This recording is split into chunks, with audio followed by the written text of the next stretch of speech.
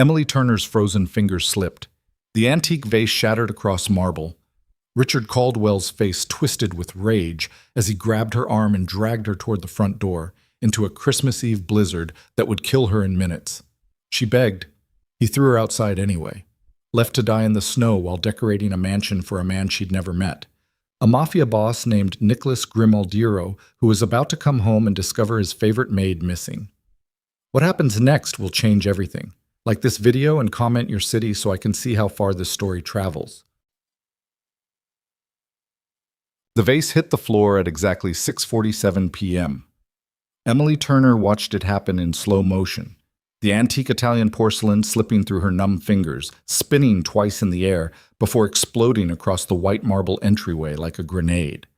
Shards skittered in every direction. The sound echoed through 3 floors of the Grimaldiro mansion, bouncing off crystal chandeliers and mahogany walls until the entire estate seemed to hold its breath.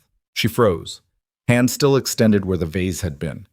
Eyes locked on the destruction spreading across the floor in a starburst pattern of broken ceramic and spilled water. Pine branches from the Christmas arrangement lay scattered among the wreckage, their needles already staining the grout between marble tiles. No. The word came out barely louder than a whisper. No, no, no!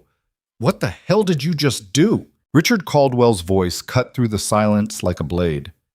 Emily's head snapped up to find him standing at the top of the grand staircase, one hand gripping the banister hard enough to turn his knuckles white.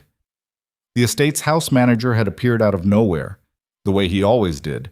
His tall frame backlit by the golden glow of the Christmas lights she'd spent all afternoon stringing along the second-floor railing. Emily's throat closed. I'm sorry. I'm so sorry. I didn't mean... You didn't mean to destroy a 15th century Medici vase worth more than you'll earn in your entire pathetic life? Richard descended the stairs slowly, deliberately, each footstep precise and controlled. His perfectly pressed suit didn't have a single wrinkle. His silver hair was combed back without a strand out of place. Everything about him screamed authority and control.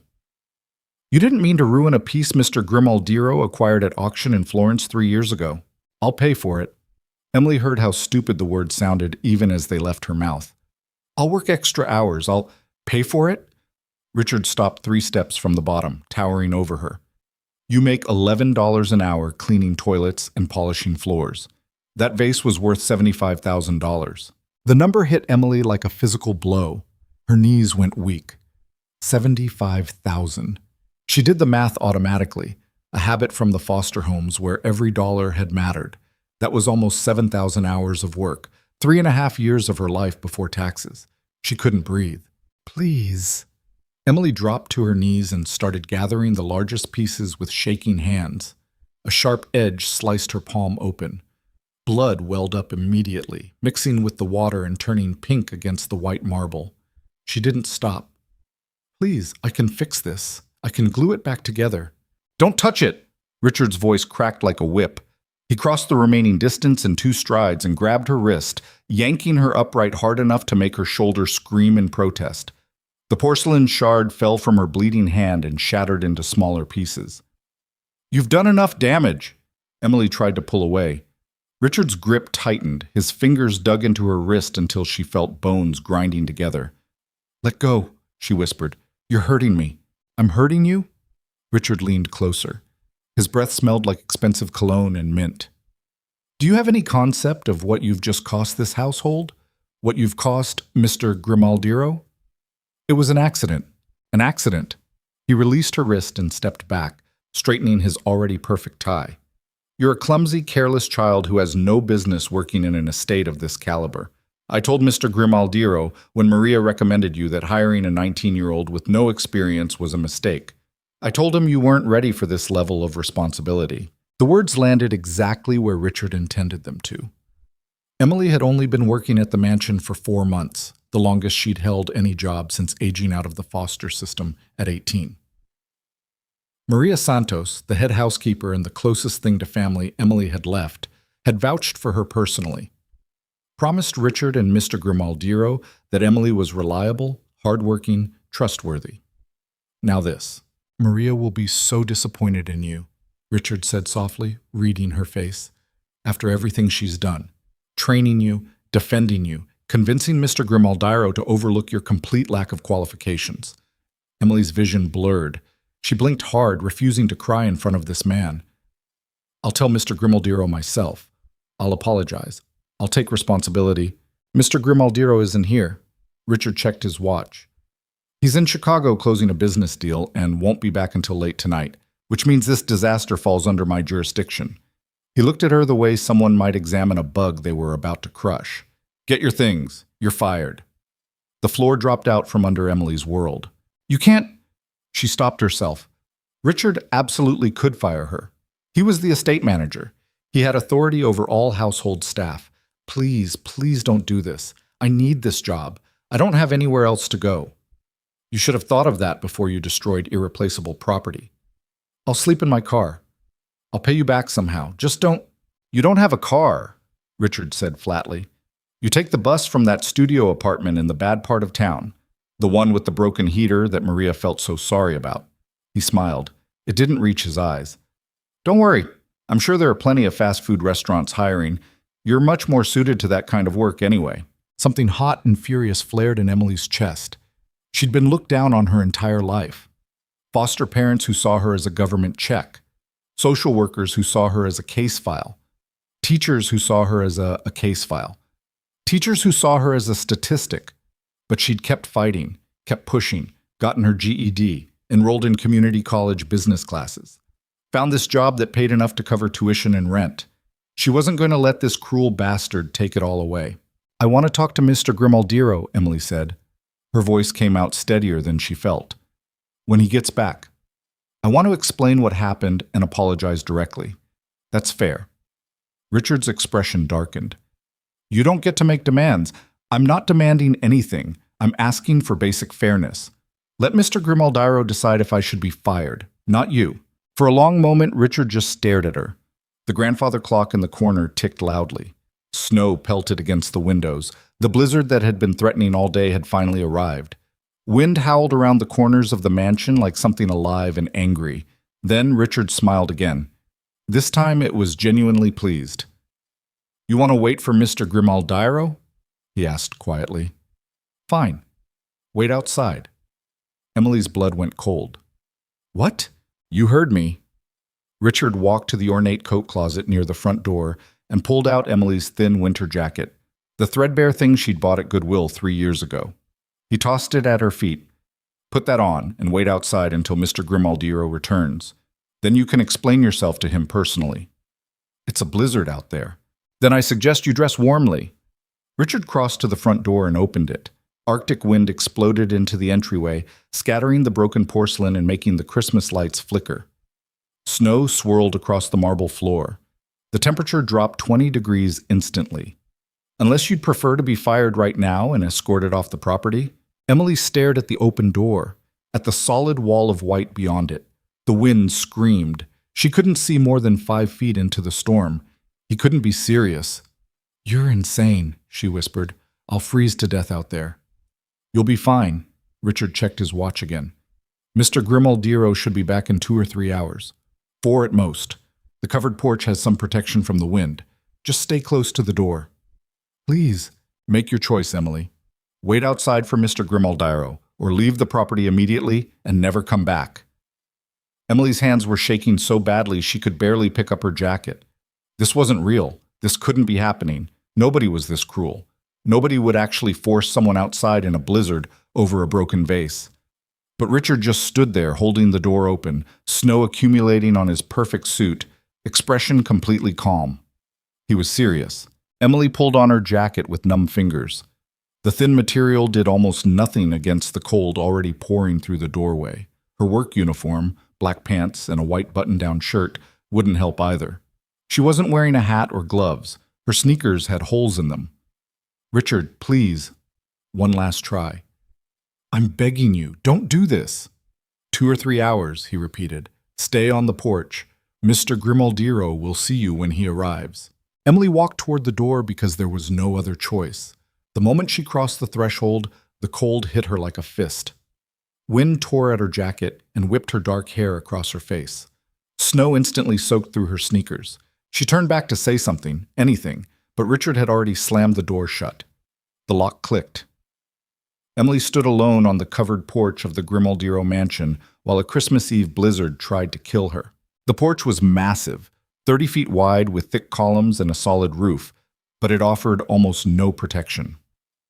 Wind came from every direction, driving snow horizontally across the space and piling it up against the walls. Within minutes, Emily's fingers and toes went numb. Within 10 minutes, her whole body was shaking violently. She huddled against the front door and pounded on it with her fist. "Richard, let me in, please!" No response. The windows on either side of the door glowed warmly. She could see the Christmas tree in the front room, decorated with the ornaments she'd spent all morning carefully hanging. Could see the lights she'd strung along the staircase where Richard had appeared like an avenging angel. Everything looked beautiful, warm, safe. Emily pounded harder. "Someone, anyone, please!" Nothing. The mansion had over a dozen staff members working tonight, preparing for Mr. Grimaldiro's return. Someone had to hear her. Maria was probably in the kitchen coordinating Christmas Eve dinner. Carlos was likely in the security office. Someone would notice she was missing. But the minutes crawled by and no one came. Emily's teeth chattered so hard she bit her tongue. Blood filled her mouth. The shaking got worse, violent, uncontrollable tremors that made her bones ache. Her hands had turned white. She couldn't feel her feet anymore. 20 minutes outside and she was already in trouble. She tried to think. The porch wrapped around the entire mansion. Maybe there was a door or window she could break to get inside. She could handle being arrested for breaking and entering. At least she'd be alive. Emily forced herself to move. Every step was agony. The wind fought her. Snow piled up past her ankles in places, soaking through her useless sneakers and freezing her feet solid. She made it to the corner of the porch and looked around the side of the mansion. More windows. All locked. All glowing with warm light that might as well have been on another planet. She kept going. Her movements were getting slower, clumsier. The violent shaking had started to ease up, which some distant part of her brain recognized as a bad sign. That meant her core temperature was dropping. Her body was shutting down. Emily stumbled and caught herself against a column. Her hands had no grip strength left. She slid down to her knees in the snow and tried to stand again. Nothing happened. Her legs wouldn't respond. Panic flooded through her, sharp and clarifying. She was dying, actually dying, freezing to death on Christmas Eve while people sat warm and comfortable 20 feet away. "Help!" The word came out slurred. "Please, someone help me!" The wind swallowed her voice. Snow fell heavier now, thick flakes that stuck to her eyelashes and made it hard to see. Emily crawled forward on her hands and knees, aiming for the next window. Maybe if she broke the glass. Maybe if she set off an alarm. She didn't make it. 10 feet from the window, Emily's arms gave out.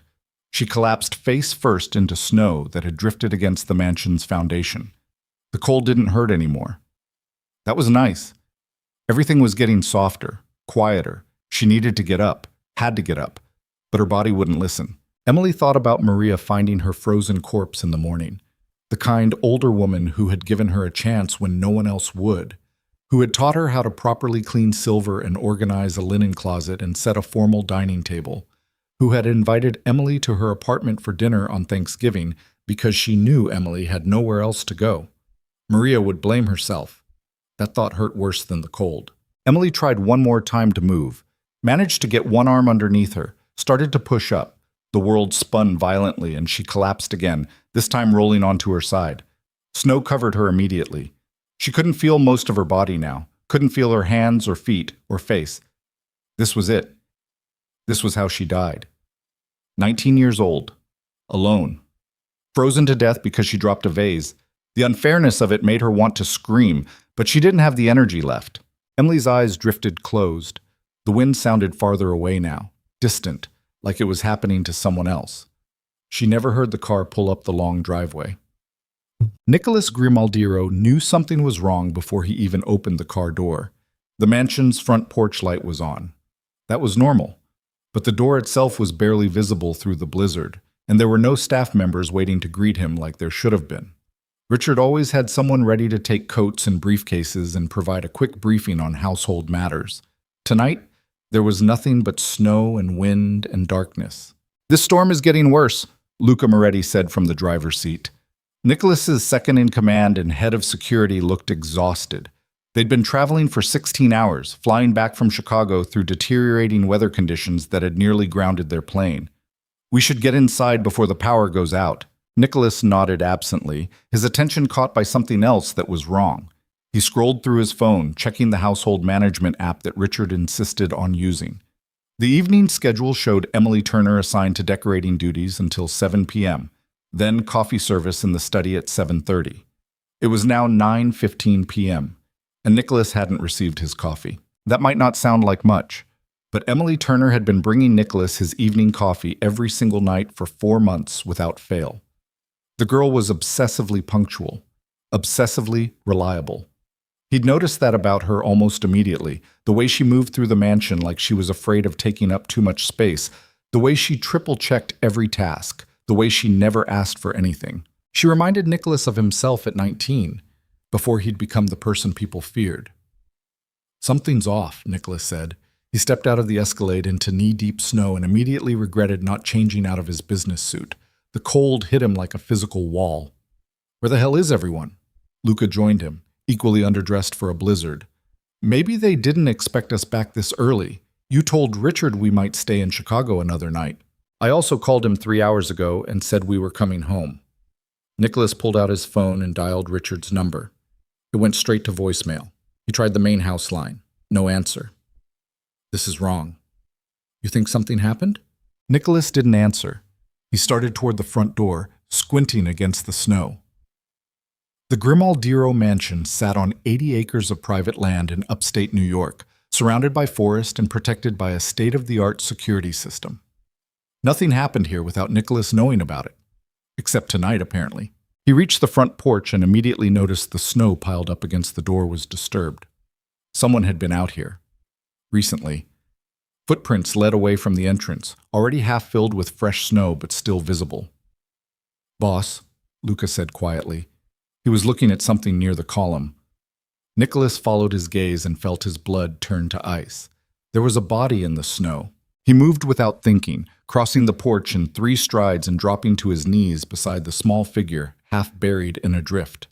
Dark hair, thin jacket, white shirt visible through the snow. Emily. Jesus Christ. Nicholas grabbed her shoulder and turned her over. Her face was white, lips blue, eyes closed. She wasn't moving. Emily, can you hear me?" Nothing. Her skin was like ice under his hands. Luca appeared beside him. "Is she alive?" Nicholas pressed 2 fingers against her throat, searching for a pulse. For 10 seconds, he felt nothing and his heart stopped. Then, there, faint, slow, but present. "She's alive." Nicholas stripped off his suit jacket and wrapped it around Emily's frozen body. It was a useless gesture. His jacket was already soaked and she needed real heat, real medical attention, but he couldn't just leave her lying in the snow. "Call Dr. Morrison. Tell him we have a severe hypothermia case and he needs to get here now. The roads are completely snowed in. I don't care if he has to walk. Get him here." Nicholas scooped Emily into his arms and stood up. She weighed almost nothing. He could feel her bones through the thin uniform. "Open the door." Luca tried the handle. Locked. He pulled out his key card and swiped it. Nothing happened. "Security system's not responding." "Then break the goddamn window." Luca grabbed a decorative stone from the porch railing and smashed it through the window beside the door. Glass exploded inward. He reached through, unlocked the door from the inside, and pushed it open. Warm air poured out. The Christmas tree sparkled in the front room exactly the way Nicholas liked it. Everything looked perfect and peaceful and normal, except for the girl dying in his arms. Nicholas carried Emily straight through the entryway, his shoes crunching on broken glass and porcelain scattered across the marble floor, and headed for the stairs. "Find Maria and get her to the guest suite next to my room. I need blankets, hot water, dry clothes, everything." "What about Richard?" "Find him too. I want to know what the hell happened here." Nicholas took the stairs 2 at a time. Emily's head lolled against his shoulder. Her breathing was so shallow he could barely feel it. How long had she been outside? An hour? 2? In this temperature, it didn't take long for hypothermia to kill. He kicked open the door to the guest suite, a massive bedroom with its own fireplace and bathroom that he kept available for his most trusted associates, and laid Emily carefully on the bed. Her clothes were soaked through and crusted with ice. Leaving her in them would make things worse. Nicholas hesitated for exactly 2 seconds, then started unbuttoning her shirt with fingers that shook from cold and anger. He got the wet uniform off her, wrapped her in the duvet from the bed, and went to start the fireplace. The logs caught immediately, flames spreading fast and throwing heat into the room. It wasn't enough. Emily needed her core temperature raised from the inside. Nicholas went into the bathroom, started filling the massive tub with lukewarm water, not hot, that would shock her system, and grabbed every towel he could find. When he came back to the bedroom, Maria was rushing through the door with her arms full of blankets. The older woman took one look at Emily and went pale. Dios mío, what happened to her? That's what I want to know. Nicholas helped Maria wrap Emily in dry blankets, layering them carefully. She was outside, on the porch, freezing to death. Outside? Maria's voice cracked. Why would she be outside? I was hoping you could tell me. I don't... Maria stopped. Her expression shifted from confusion to horror. The vase. Oh no. Ricardo said she broke the Medici vase and he sent her home early. He told me she left at 7. Nicholas felt something cold and murderous settle in his chest. He told you she left? See, I was in the kitchen. Ricardo came in and said Emily broke a vase during decorating and was too upset to keep working. He said he called her a car service and sent her home. Maria looked at Emily's unconscious face. He lied to me. Where is he? His quarters, I think. He said he had paperwork. Nicholas was already moving. He left Emily with Maria and headed for the staff wing on the 3rd floor where Richard kept his private rooms. Luca intercepted him in the hallway, phone pressed to his ear. Dr. Morrison says he can't get here for at least 2 hours, Luca reported. Roads are completely impassable. He's walking me through what to do until he arrives. He looked at Nicholas's expression. Where are you going? To have a conversation with Richard.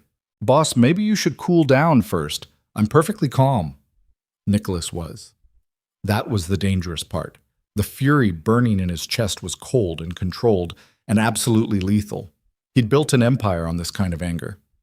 Stay with Emily and Maria. Follow the doctor's instructions. If anything happens to her, I want to know immediately. He didn't wait for a response. He climbed the stairs to the 3rd floor and walked straight to Richard's door. Didn't knock. Just turned the handle, unlocked, and pushed it open.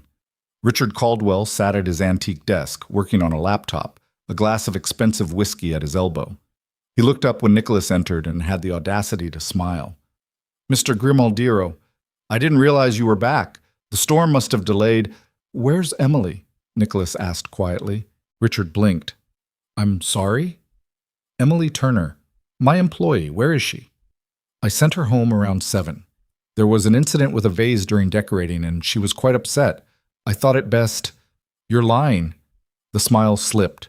Richard stood up, smoothing his suit jacket. I assure you, I would never lie about household matters. I found her on the front porch. Nicholas took a step forward. Richard took a step back. Unconscious, freezing to death, wearing nothing but a uniform and a jacket that wouldn't keep a dog warm. So I'm going to ask you one more time. Where did you send Emily Turner? Richard's face went white. For the first time since Nicholas had met the man 5 years ago, the house manager looked genuinely afraid. There must be some mistake. I told her to wait on the porch until you arrived so she could apologize for breaking the vase. It was only supposed to be 30 minutes. You said you'd be back by 7:30. We got delayed by the storm. I called you 3 hours ago to tell you we'd be late. I never received... Richard stopped, looked at his phone lying on the desk. I had it on silent during my conference call with the wine supplier. I must have missed it. So you threw a teenage girl outside in a blizzard and then forgot about her. I didn't throw her anywhere. She chose to wait for you rather than accept termination. Richard was recovering his composure now, straightening up, finding his authority again. And frankly, sir, while I regret that the situation escalated beyond my intentions, Emily Turner destroyed a $75,000 piece of your personal collection. She needed to be held accountable. Nicholas stared at him. Held accountable. Yes. I run this household according to strict standards of excellence that you yourself established. When staff members fail to meet those standards, there are consequences. That's how we maintain the level of service you expect. By murdering them? Don't be dramatic. It was just supposed to scare her, make her understand the severity of her carelessness. Richard actually had the nerve to sound annoyed. How was I supposed to know you'd be hours late, or that she'd wander off the porch into the snow like an idiot? The cold fury in Nicholas's chest exploded into white-hot rage. He crossed the distance between them in 2 steps, grabbed Richard by the throat, and slammed him against the wall hard enough to crack the plaster. The house manager's eyes went wide with terror. "You put her outside in a blizzard," Nicholas said softly, "and left her there to die over a fucking vase." Richard clawed at Nicholas's hand, couldn't speak, couldn't breathe. Nicholas held him there for another 5 seconds, long enough for Richard to turn purple, long enough for real fear to flood his eyes, then released him. The house manager collapsed to the floor, gasping and coughing. "Get out," Nicholas said. "Pack your things and get out of my house. If you're still here in 20 minutes, I'll have Luca throw you into the storm the same way you threw Emily. Let's see how you like it." Richard scrambled to his feet, one hand pressed to his bruised throat. "You can't fire me. I have a contract, but the contract is void. You endangered the life of another employee and lied about it. That's grounds for immediate termination." Nicholas pulled out his phone. "And I'm calling the police. You're going to be arrested for attempted murder." "Attempted murder? Are you insane? I'm the victim here. You just assaulted me." "Really?" Nicholas held up his phone. "Should we review the security footage from the front entrance? See exactly how you forced Emily outside and locked the door? I'm sure a jury would find that very interesting." Richard's face went from red to white. "I want to speak to my lawyer." "You can speak to him from a jail cell. Get out." For a moment, Richard just stood there, shaking with rage and fear and disbelief. Then he seemed to realize Nicholas was serious. He grabbed his coat and briefcase and headed for the door. "This isn't over," he said quietly. "You're making a mistake." "The only mistake I made was trusting you." Nicholas didn't look at him. "You have 15 minutes. After that, you're trespassing." Richard left. His footsteps echoed down the hallway, then disappeared down the stairs. Nicholas stood alone in the empty room and realized his hands were shaking. Not from cold, from the effort of not killing Richard Caldwell with his bare hands. He'd built his reputation on control, on never letting emotion dictate his actions. But the image of Emily lying in the snow, blue-lipped and dying, had shattered something inside him. She was just a kid. 19 years old, working 2 jobs to pay for community college. Trying so damn hard to prove herself worthy of a chance that life had never given her, and Richard had tried to kill her over a vase. Nicholas pulled out his phone and dialed Luca. "How is she?" he asked when his second-in-command answered. "Dr. Morrison has us doing a lukewarm bath to raise her core temperature slowly. Her vitals are stabilizing. He thinks she'll be okay." Luca paused. "What happened with Richard?" "He's fired. I want him escorted off the property immediately and permanently banned from returning. Call our lawyers and have them draw up criminal charges. Attempted murder, assault, reckless endangerment, whatever sticks. I want him destroyed." "Boss, are you sure that's—" "I'm sure." "And Luca?" Nicholas looked out the window at the blizzard still raging outside. "Emily Turner is under my personal protection now. No one touches her. No one threatens her. No one so much as looks at her wrong. Understood?" "Understood."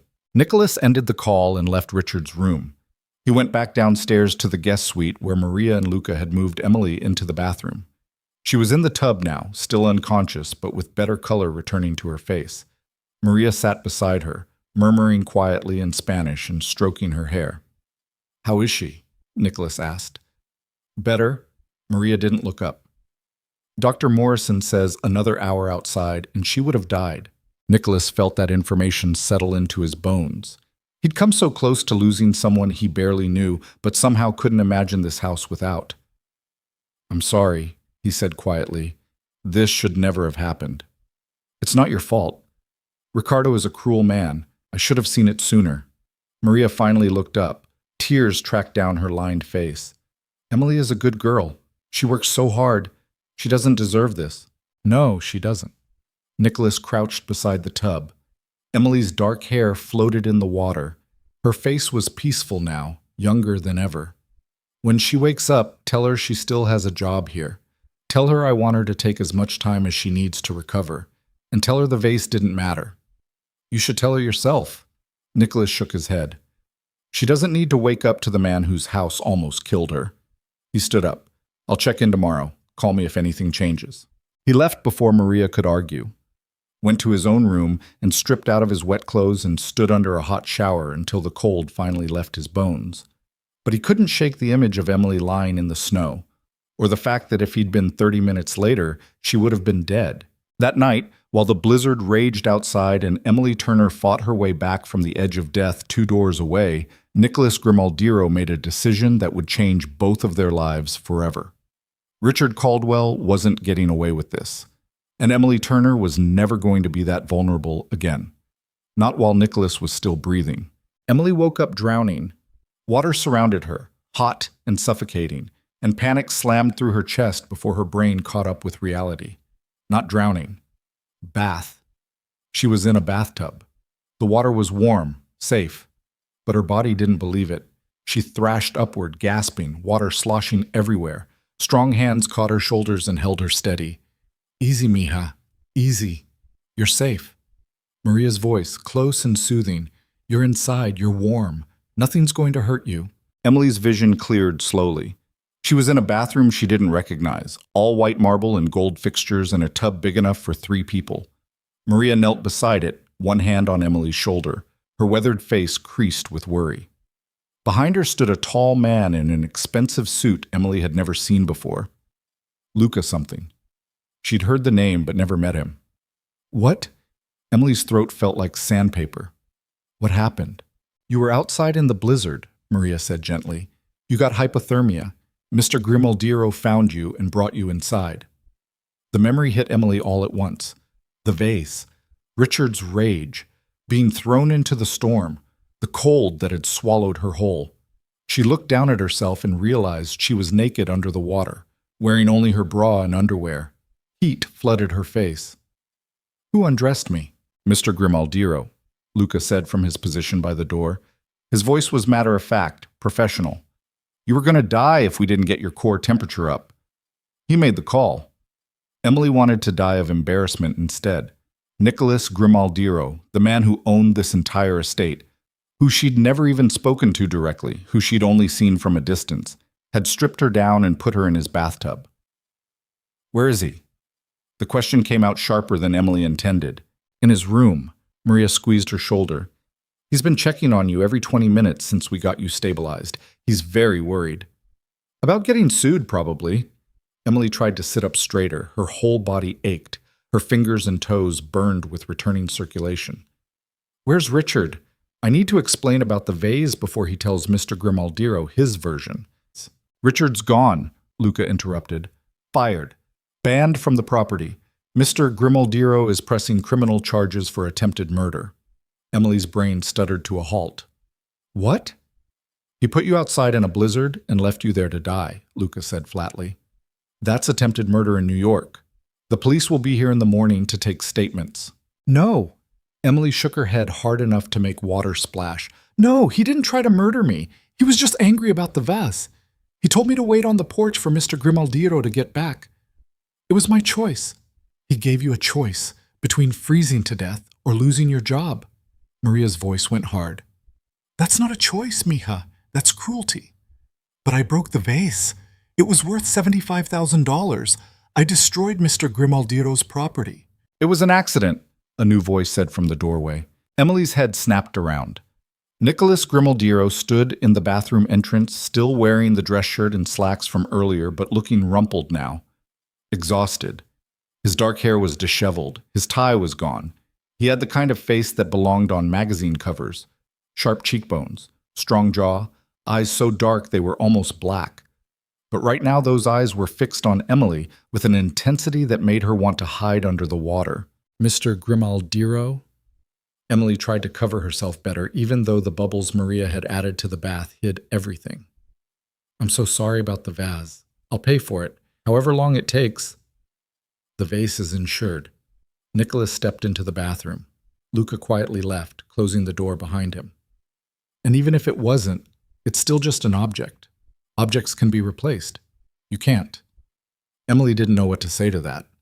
In her experience, things always mattered more than she did. How are you feeling? Nicholas asked. Fine, good. I should get out of your way. Emily started to stand up, then remembered she was mostly naked and dropped back down. Could you turn around? Maria stood up. I'll get you some clothes. Mr. Grimaldiero had me bring several options from storage since your uniform was ruined. She gave Nicholas a pointed look. You should wait outside. I'll wait in the bedroom. Nicholas didn't move for a moment, still looking at Emily like he was memorizing her face. We need to talk when you're ready. He left. Maria helped Emily out of the tub and wrapped her in the softest towel Emily had ever felt. Her reflection in the mirror was a disaster. Hair plastered to her skull, face pale except for 2 spots of fever-bright color on her cheeks, lips still faintly blue. I look like death, Emily muttered. You almost were death. Maria guided her to a stool and started gently drying her hair. Dios mío, when I saw you in that bed, I thought... Her voice cracked. I thought I'd lost you. Guilt twisted in Emily's stomach. I'm sorry, I didn't mean to scare you. You have nothing to apologize for. Ricardo does. Maria's hands shook slightly as she worked. I should have seen what kind of man he was. I knew he was strict, demanding, but I never thought he was capable of something like this. It wasn't your fault. And it wasn't yours either. Remember that when you talked to Mr. Grimaldiero? Maria pulled a thick robe from the closet, white cotton that was probably worth more than Emily's entire wardrobe. He's a good man, stern sometimes, demanding in his own way, but fair. He won't blame you for the vase. Emily wasn't so sure about that. In her experience, rich people always blamed the help for everything. She put on the robe and found underwear and soft pajamas laid out on the bed in the next room. The guest suite was bigger than her entire apartment. A fire crackled in the fireplace. Through the windows, she could see snow still falling, but lighter now. The blizzard was passing. Nicholas sat in one of the leather chairs by the fire, staring into the flames. He looked up when Emily emerged from the bathroom. Sit, he said, gesturing to the chair across from him. Please. Emily sat. The chair was absurdly comfortable. Her body sank into it like a hug. She pulled the robe tighter and waited for Nicholas to tell her she was fired. Instead, he said, I owe you an apology. Emily blinked. What? Richard Caldwell worked for me. I hired him. I gave him authority over my household staff. What he did to you happened under my roof, under my watch. Nicholas leaned forward, elbows on his knees. I should have seen the kind of man he was. I should have protected you better. I'm sorry. You didn't do anything wrong. I did. Nicholas's voice went hard. I ignored warning signs. Maria told me Richard was too harsh with the younger staff. Luca mentioned he seemed to enjoy intimidating people. I dismissed it as efficiency, as high standards. He shook his head. I was wrong, and you almost died because of it. Emily didn't know what to say. Rich people didn't apologize to her. They didn't take responsibility. They definitely didn't look at her with genuine remorse in their eyes. I'm going to be okay, she finally managed. Thanks to you. Maria said you saved my life. I barely made it in time. Something dark crossed Nicholas's face. Another 30 minutes, and Dr. Morrison says you would have been gone. The silence stretched. The fire popped. Outside, wind rattled the windows. I still have a job, right? Emily asked quietly. Maria said you told her I do, but I need to hear it from you, because I really, really need this job. You have a job. Nicholas said it like a promise. With a raise. And you're moving into staff quarters here at the mansion instead of commuting from town. That apartment you're renting has a broken heater and it's winter. You'll freeze. I can't afford to live here. Room and board are included. Standard for residential staff. Nicholas pulled out his phone and made a note. You'll have your own suite on the second floor, private bathroom, full kitchen access. Maria will help you move your things once the road's clear. Emily's throat went tight. Why are you being so nice to me? Nicholas looked up from his phone. For a long moment, he just studied her, and Emily had the uncomfortable feeling he could see straight through her, see every insecurity, every fear, every desperate, clawing need to prove she was worth something. Because you deserve it, he finally said, and because I don't want you to ever feel like you did tonight. Powerless? Disposable, afraid. He stood up. Get some rest. Dr. Morrison will be here in the morning to check on you. Maria's sleeping in the chair outside your door in case you need anything. Mr. Grimaldiro, Nicholas. He said it firmly. You work for me, yes, but you're also under my protection now. That means something in this house. Call me Nicholas. He left before Emily could respond. She sat alone in the guest suite and tried to process what had just happened. She'd almost died. Richard was fired. Nicholas Grimaldiro, the most powerful man she'd ever met, had personally saved her life and was now offering her a place to live. It felt like a dream or a trap. Emily had learned a long time ago that when something seemed too good to be true, it usually was. Emily slept for 14 hours straight and woke up to Maria bringing her breakfast on a silver tray. Mr. Grimaldiro wants you to rest today, the older woman announced, setting the tray across Emily's lap. No work, no stress, just recovery. The breakfast was obscene. Fluffy scrambled eggs, bacon, fresh fruit, toast with real butter, orange juice that tasted like it had been squeezed that morning. Emily ate everything and felt human again for the first time since the vase shattered. Dr. Morrison arrived around noon. He was a severe-looking man in his 60s who poked and prodded Emily, asked 100 questions, and finally declared her remarkably lucky to be alive. Another hour in that cold and we'd be having a very different conversation, he said, packing up his medical bag. You have minor frostbite on 3 toes and 2 fingers. Keep them warm. No extreme temperature changes. The tissue damage should heal on its own. When can I go back to work? Emily asked. When Mr. Grimaldiro says you can, which won't be today. Dr. Morrison gave her a stern look. You went through a significant trauma. Your body needs time to recover. Rest, read, watch television. Let yourself heal. He left. Emily tried to rest, made it about 20 minutes before she was climbing the walls with boredom and anxiety. She wasn't good at sitting still, wasn't good at accepting help. Every minute she spent in this guest suite felt like she was taking advantage of Nicholas's generosity. So she got dressed in the clothes Maria had left, soft leggings and an oversized sweater that was definitely too expensive for her, and ventured out into the hallway. The mansion was quiet. Most of the staff were working in other wings. Emily made her way downstairs, intending to find Maria and convince her she was fine to help with something light. Instead, she found Nicholas in the study. The door was open. He sat behind a massive desk covered in papers and laptop computers, phone pressed to his ear, speaking rapid Italian to someone who sounded angry. He looked up when Emily appeared in the doorway and held up one finger. Wait. Emily waited. She studied the room while Nicholas finished his call. Floor-to-ceiling bookshelves, a fireplace big enough to roast a pig, windows overlooking the snow-covered grounds. The whole space screamed old money and power. That was my lawyer, Nicholas said, ending the call. Richard's attorney is threatening to countersue for wrongful termination and assault. Emily's stomach dropped. Because you grabbed him? Because I grabbed him. Nicholas didn't look concerned.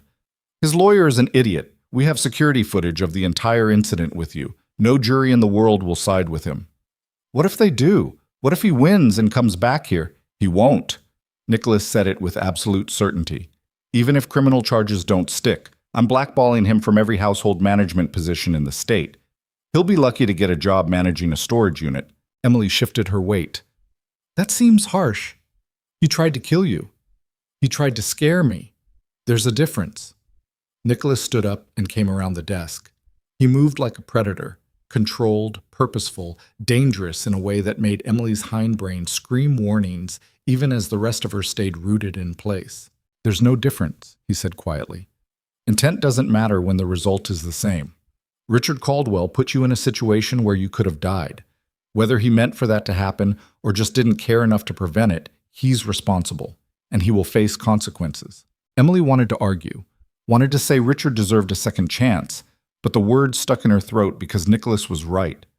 Richard had thrown her outside and forgotten about her, had lied to Maria about sending her home, had shown zero remorse when Nicholas confronted him. He'd been willing to let her die over a vase. Okay, Emily said. What do you need me to do? For the police? For the lawyers? Tell the truth. Nicholas leaned against his desk. That's all. Just tell them exactly what happened. The truth makes me sound pathetic, like I just stood there and let him throw me outside. The truth makes you sound like someone in an impossible situation who made the best choice available. Nicholas studied her face. You're not pathetic, Emily. You're 19 years old working 2 jobs to put yourself through college. You age out of foster care with nothing and built a life anyway. That's not pathetic. That's remarkable. Heat crawled up Emily's neck. How do you know about the foster care thing? Maria mentioned it, and I have HR files on all my employees. That's not creepy at all. Nicholas almost smiled. I like to know who's working in my home.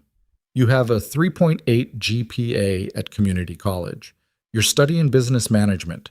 You've never been late to a shift, never called in sick, never caused problems. He paused. Until you destroyed a $75,000 vase. Emily flinched. I really am sorry about that. Don't be. I hated that vase. It was ugly and I only bought it because the auction house said I should. Nicholas pushed off the desk. Are you hungry? It's past lunch. Maria brought me breakfast. That was 7 hours ago. Nicholas was already heading for the door. Come on. I'll make you something. Emily followed him because she didn't know what else to do. Nicholas Grimaldiro was offering to make her food. This entire situation had gone completely off the rails. The kitchen was empty. The staff were taking their afternoon break, and Nicholas moved through it like he actually knew what he was doing. He pulled ingredients from the massive refrigerator and started assembling sandwiches with the kind of efficiency that suggested he'd done this before. You cook? Emily asked. I survive. There's a difference. Nicholas sliced tomatoes with a knife that looked sharp enough to perform surgery. I grew up in Brooklyn. My mother worked 2 jobs. If I wanted to eat, I learned to feed myself. Emily absorbed that information. It didn't fit with the image she had of Nicholas Grimaldiro, the wealthy crime boss who owned a mansion and wore suits that cost more than her car. You look surprised, Nicholas said. I just figured you were born rich. No. I was born poor and got rich later. He finished the sandwiches and slid one across the counter to Emily. The hard way. They ate in silence for a while. The sandwich was simple: turkey, cheese, lettuce, tomato. But it tasted better than anything Emily had eaten in weeks. Maybe because she was actually relaxed for the first time since the vase broke. Maybe because Nicholas's presence was weirdly comfortable despite the fact that he terrified her. Can I ask you something? Emily said. Why do you live alone in this giant house? Maria said you don't have family visiting. No girlfriend. Just you and the staff. Nicholas took a long time answering. I like my privacy, and most people who want to get close to me want something. Money, power, protection. It's exhausting. So you just stay alone? It's safer that way. Nicholas met her eyes. For everyone involved. There was a weight to those words Emily didn't understand. A warning maybe, or a confession. She decided not to push. They finished eating. Nicholas cleaned up the kitchen with the same efficiency he'd used making lunch. Emily watched him and tried to reconcile this man, barefoot in jeans and a t-shirt, washing dishes in his own sink, with the crime boss Maria had quietly warned her about. People are scared of you, Emily said. The staff. They don't talk about it, but I can tell. Nicholas didn't look up from the dishes. People should be scared of me. I've done things that would give you nightmares. Have you killed anyone? Yes. The answer was so matter-of-fact it took Emily a second to process. Oh. Does that bother you? Emily considered it. Thought about the foster father who'd locked her in a closet for 2 days when she was 12. The social worker who'd stolen her birthday money. The landlord who'd tried to pressure her into sex in exchange for rent. Sometimes the world was full of people who deserved what they got. Depends on who you killed, she finally said. Nicholas looked at her then. Really looked at her. Something shifted in his expression. Surprise maybe, or recognition. People who hurt the ones I protect. People who broke agreements they knew had consequences. People who didn't leave me another choice. Then no, Emily said. It doesn't bother me. The silence that followed was different, charged. Nicholas dried his hands on a towel and turned to face her fully. You're not what I expected, he said. What did you expect? Someone more afraid, more judgmental. He moved closer, not threatening, just present. You almost died in my house, and you're standing in my kitchen asking me about murder like we're discussing the weather. I almost died because of Richard, not because of you. Emily held her ground even though her heart was hammering. And I've met plenty of dangerous men who never killed anyone.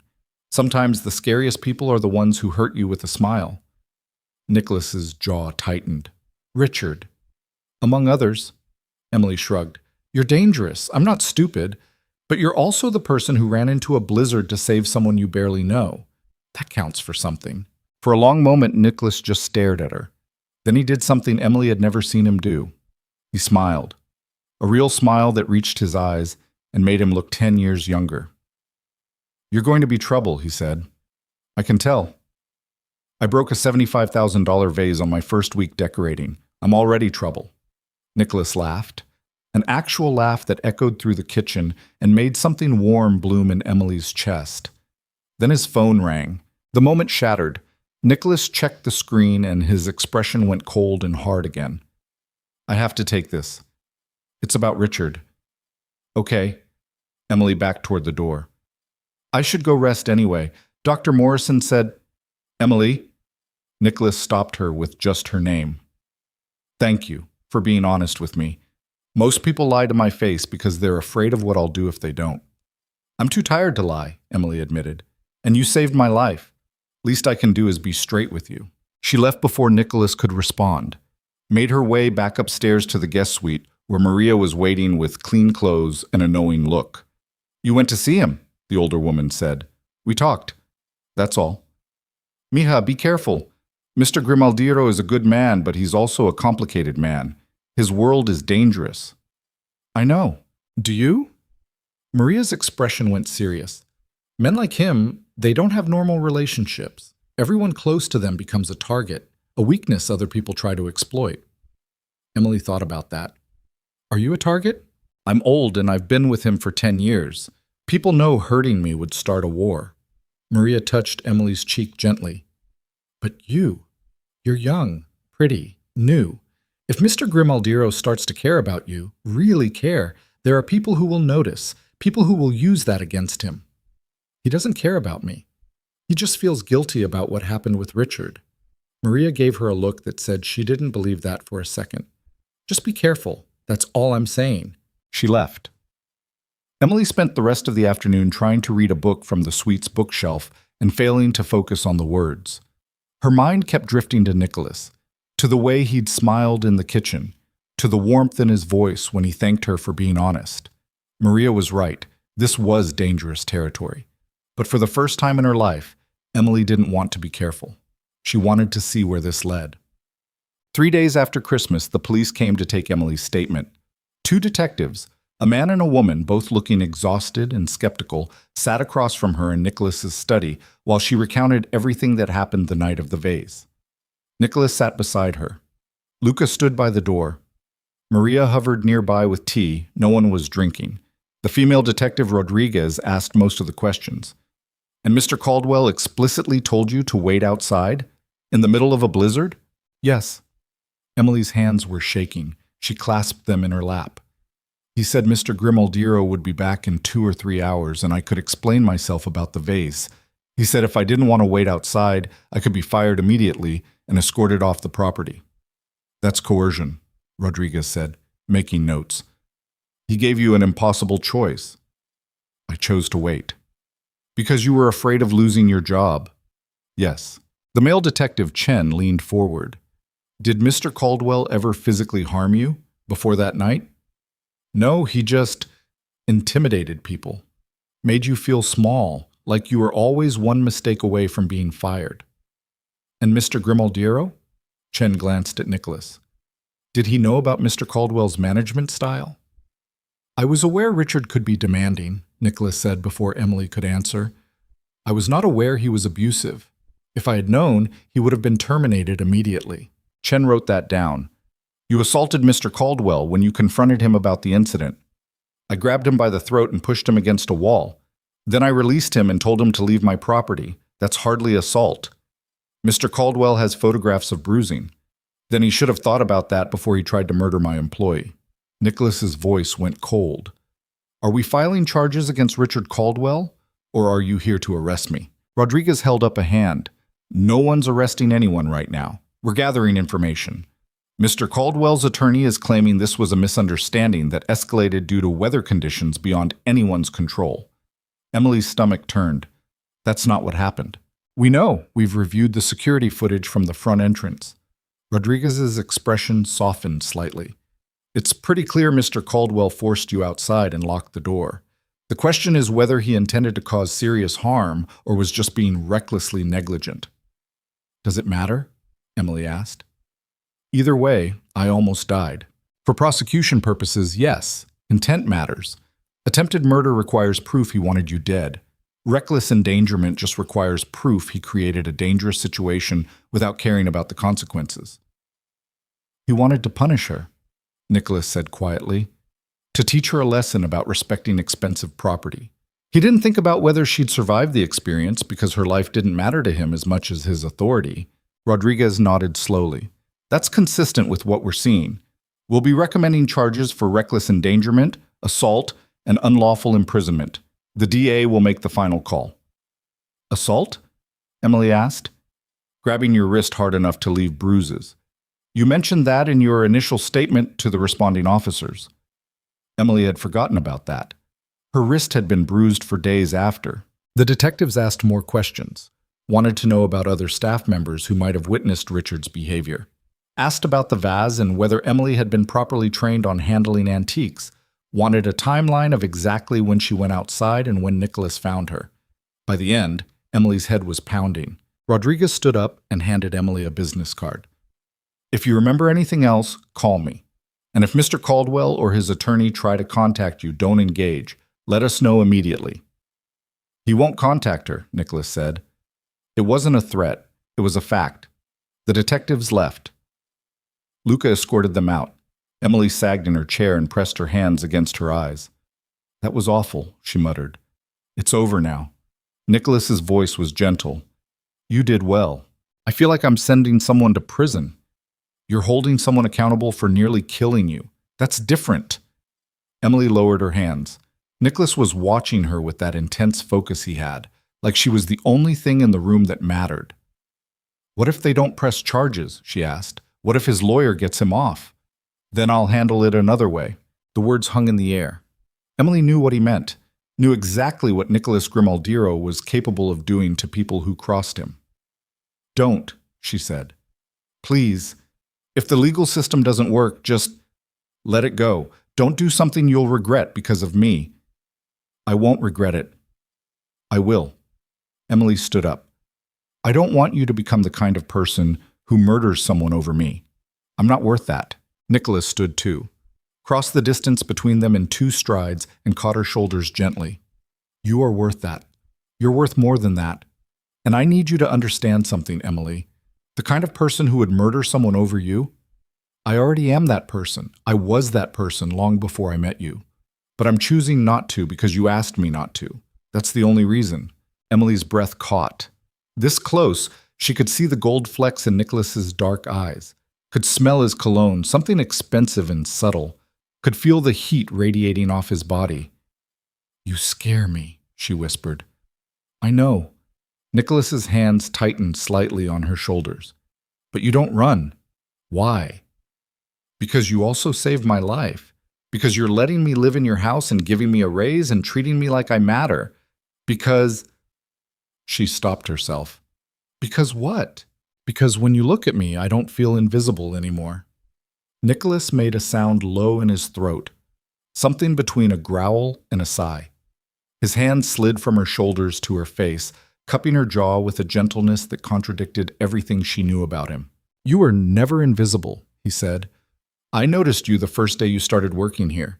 I noticed how hard you worked, how you never complained, how you made Maria smile more than she had in years. His thumb brushed across her cheekbone. I noticed everything about you, Emily Turner, and that terrifies me more than anything else in my life.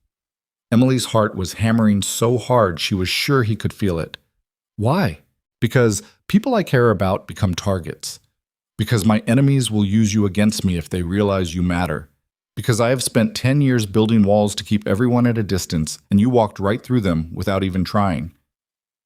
So what do we do? Nicholas's expression was tortured. The smart thing would be to send you away, give you a reference, help you find another job somewhere safe. I don't want another job. I know. That's the problem. Nicholas dropped his hands and stepped back, putting distance between them. I can't promise you safe, Emily. I can't promise you normal. All I can promise is that anyone who tries to hurt you will regret it for the rest of their very short life. That's dark. That's reality. Nicholas turned away. Go rest. We'll talk more later. Emily left because she didn't know what else to do. Her whole body was shaking. Her mind was spinning. Nicholas Grimaldiro had just admitted he cared about her, had touched her face like she was something precious, had looked at her like she was the answer to a question he'd been asking his whole life. And Emily had no idea what to do with that information. The walls started closing in 4 days later. Emily was eating breakfast in the staff dining room with Maria and 2 of the kitchen workers when Luca appeared in the doorway looking grim. Meeting. Now. Security office. He looked at Emily specifically. You too. Maria's face went pale. What happened? Just come. They followed Luca through the mansion to the security office on the first floor, a room Emily had never been allowed into before. It was full of monitors showing every corner of the estate. Nicholas stood in the center, studying one screen with an expression like murder. Lock it down, he said without looking up. Full perimeter, no one in or out without my explicit permission. Boss, what's going on? Luca asked. Nicholas finally turned around. His eyes found Emily immediately. Richard Caldwell escaped police custody 3 hours ago during a transport to county jail. He's in the wind. Emily's blood turned to ice. Escaped? Overpowered a guard, stole his weapon, disappeared into the city. Nicholas's jaw was tight. The police think he's running, getting as far from New York as possible before they catch him. And you don't think that, Luca said. No, I think he's coming here. Nicholas pointed at the screen. 2 hours ago, someone tried to access our security system remotely. They failed because we upgraded the encryption last month. But they tried. You think it was Richard? I know it was Richard. The IP address traced back to a library computer in Yonkers, 30 miles from here. Nicholas looked at Emily again. He's not running. He's planning something, and you're the target. The room spun. Emily grabbed the edge of a desk to steady herself. Why me? I didn't do anything to him. I didn't even want to press charges. You're the reason he lost everything. His job, his reputation, his freedom. Nicholas crossed to her. In his mind, you're responsible for his downfall, not me. You. That's insane. That's revenge. Nicholas looked at Luca. I want every entrance sealed. Guards on rotation 24/7. Motion sensors on the perimeter. If a squirrel crosses the property line, I want to know about it. Done. What about Emily? She doesn't leave the main house, doesn't go near windows, doesn't answer doors. Nicholas turned back to Emily. You stay where I can see you. Understood? Emily wanted to argue, wanted to say she wasn't a prisoner, but the look in Nicholas's eyes stopped her. He was terrified, not for himself, for her. Okay, she whispered. I'll stay inside. Good. Nicholas started giving orders to Luca, technical security things Emily didn't understand. Maria pulled Emily aside. This is bad, mija, the older woman said quietly. Ricardo is not a stable man. If he's fixated on you, I know. Emily's hands were shaking again. What do I do? You trust Mr. Grimaldiro to protect you, and you don't take any chances. Maria squeezed her shoulders. This will pass. The police will find Ricardo. Everything will go back to normal. But Emily didn't believe that. Nothing was ever going back to normal. The mansion became a fortress overnight. New locks appeared on every door. Cameras multiplied in the hallways. Men Emily had never seen before took up positions around the property, serious men in dark suits with weapons barely concealed under their jackets. Nicholas's people. Not staff. Soldiers. Emily tried to keep working, tried to maintain some sense of routine, but it was impossible to focus when armed guards followed her everywhere, and Nicholas himself showed up outside whatever room she was in every 30 minutes, like he was checking to make sure she still existed. On the 3rd day of lockdown, Emily finally snapped. She found Nicholas in his study and closed the door behind her. We need to talk, she said. Nicholas looked up from his laptop. About? About this. Emily gestured at the closed door. About the guards. About you checking on me every 5 seconds like I'm going to disappear. About the fact that I haven't been outside in 3 days and I'm starting to lose my mind. Richard is still out there. Richard is probably in Canada by now, or Mexico, or anywhere except here. Emily knew she was being irrational, but couldn't stop. The police said most escaped prisoners run as far and fast as they can. He's not stupid enough to come back here where you have an army waiting for him. You don't know what he's capable of. Neither do you. You're assuming the worst and turning this place into a prison because you're scared. Emily stopped herself. You're scared of losing me. Nicholas stood up slowly. Yes, I am. The admission hung between them. Why? Emily asked. I'm nobody.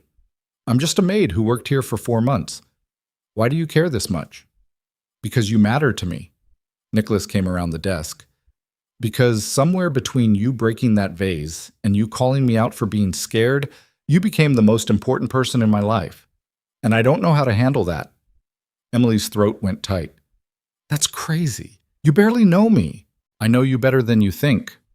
Nicholas stopped a foot away, close enough to touch, but not touching. I know you're terrified of being abandoned because everyone in your life has left you. I know you work yourself to exhaustion because you're afraid if you stop, you'll realize you're alone. I know you don't believe you deserve good things because the world has spent 19 years teaching you that you don't. Tears burned in Emily's eyes. Stop. I know you're brave and stubborn and smart and so goddamn beautiful it hurts to look at you sometimes.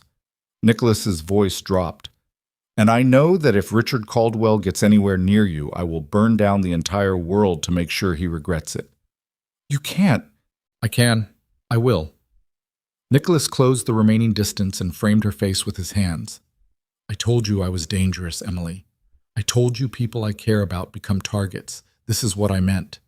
This is the life you're choosing if you stay here, if you stay with me.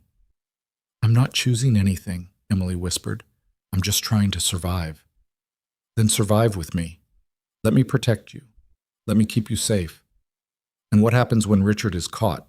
What happens when the danger passes? I don't know. Nicholas's thumbs traced patterns on her cheekbones. But I know I don't want you to leave. I know I wake up every morning hoping you'll bring me coffee. I know I look for you in every room I walk into. I know that for the first time in 10 years, this house feels like a home instead of a tomb. And that's because of you. Emily's defenses crumbled. She'd spent her whole life building walls to keep people out, to protect herself from getting hurt when they inevitably left. But Nicholas was right. She'd walked through his walls without trying, and he'd done the same to hers. This is a bad idea, she said. Terrible idea. We're going to regret this. Probably. Nicholas leaned closer. Do you want me to stop? Emily looked at his mouth, at the question in his eyes, at the vulnerability he was showing her despite the fact that it terrified him as much as it terrified her. No, she breathed. I really don't. Nicholas kissed her. It wasn't gentle. It was desperate and fierce and full of all the fear and need they'd both been holding back. Emily's hands fisted in his shirt. Nicholas's arms came around her waist and pulled her flush against him. The kiss deepened. Emily made a sound she'd never made before, something between a gasp and a moan. Then gunfire shattered the windows behind them. Glass exploded inward. Nicholas grabbed Emily and threw them both to the floor as bullets ripped through the study. The desk splintered. Books exploded off shelves. The lights went out. Emily couldn't breathe, couldn't think. Nicholas covered her body with his and shouted something she couldn't hear over the ringing in her ears. More gunfire, shouting, running footsteps. The attack lasted maybe 30 seconds, maybe forever. Emily couldn't tell. When silence finally fell, Nicholas lifted his head and looked at her. Blood ran down his face from a cut above his eyebrow. Are you hurt? He demanded. Emily shook her head, couldn't speak. Luca burst through the door, weapon drawn. Boss, they're retreating. 3 vehicles, we got one of them. Lock it down, now.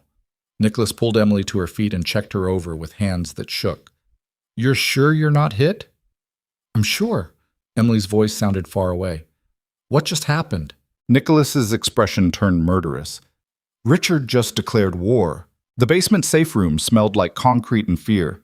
Emily sat on a metal bench bolted to the wall while Nicholas paced like a caged animal.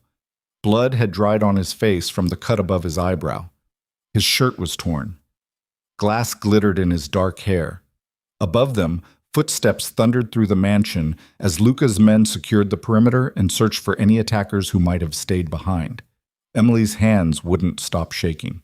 "Drink this." Nicholas pressed a bottle of water into her trembling fingers. "You're in shock."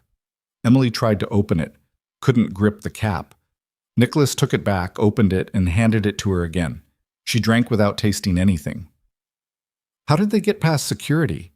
Her voice sounded hollow, distant. "You had guards, cameras, motion sensors. They knew where the blind spots were." Nicholas's jaw was tight enough to crack teeth, which means Richard had help. Someone who knows this estate's security layout intimately. Who? "I don't know yet, but I will." Nicholas crouched in front of her so they were eye level. "Emily, look at me." She did.